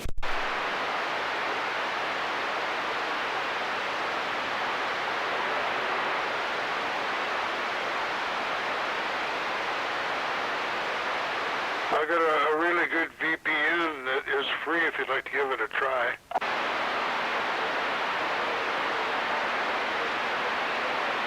It's a what? A free VPN. Oh, I have a couple of VPNs already. I have one that I pay for only because it works better with my phone. But the one that I don't pay for is a hardware one that I run pretty much all of my Wi-Fi networks and my home network off of. Try duckduckgo.com. That's a sweet little VPN. Yeah, 10.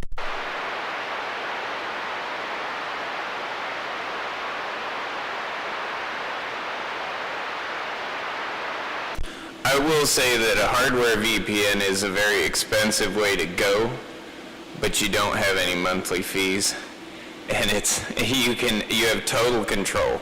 So like I can make people think I'm in China if I want to.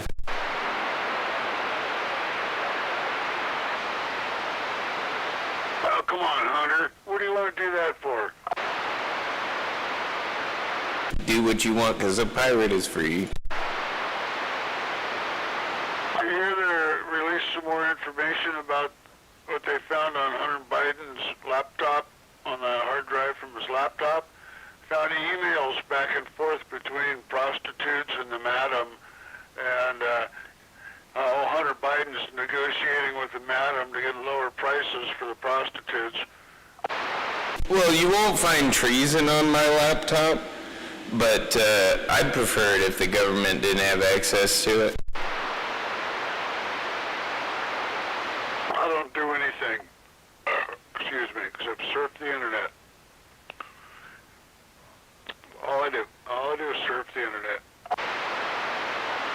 Yeah, but you don't really want the government looking at your internet search history, do you? Or I mean, maybe you don't value your privacy that much, but That's why I use duckduckgo.com. Nobody can see me.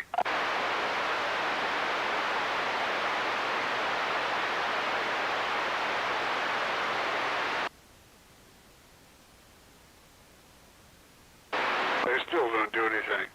Just surf the internet. God, John Oliver had a great one for that about, like, not wanting the government to see his search history, because, like, it's nothing terrible, but it's like, just how many times he's searched penguins in the last week, might be disturbing to some people.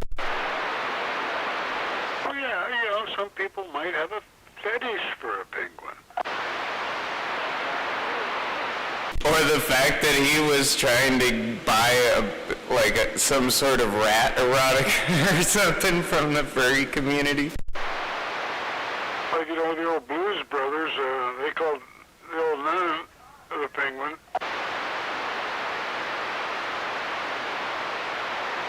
But the point is, like, we all might have one or two things in our search history that's a little embarrassing to us, and we don't really necessarily want everybody in the world, especially the CIA or the NSA, knowing about it. Well, the only thing I'd probably be embarrassed is if they really dug into my computer, they might find some porn produced by the legislature.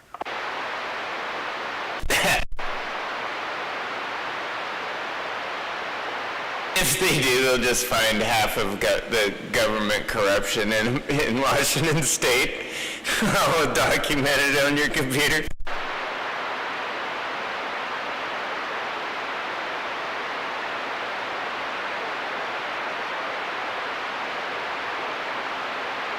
Your rainy day whistleblower stash.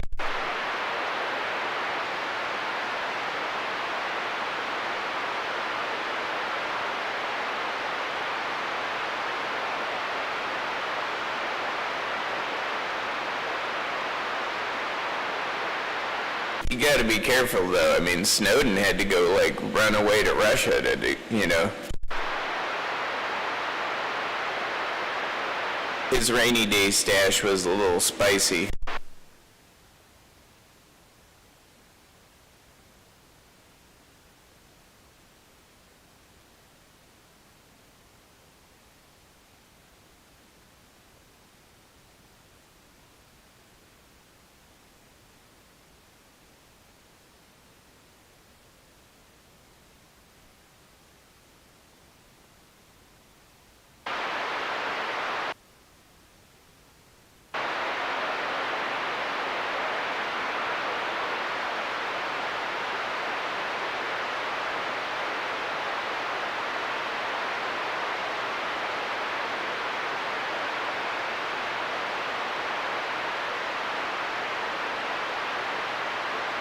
man, it's really starting to cool down.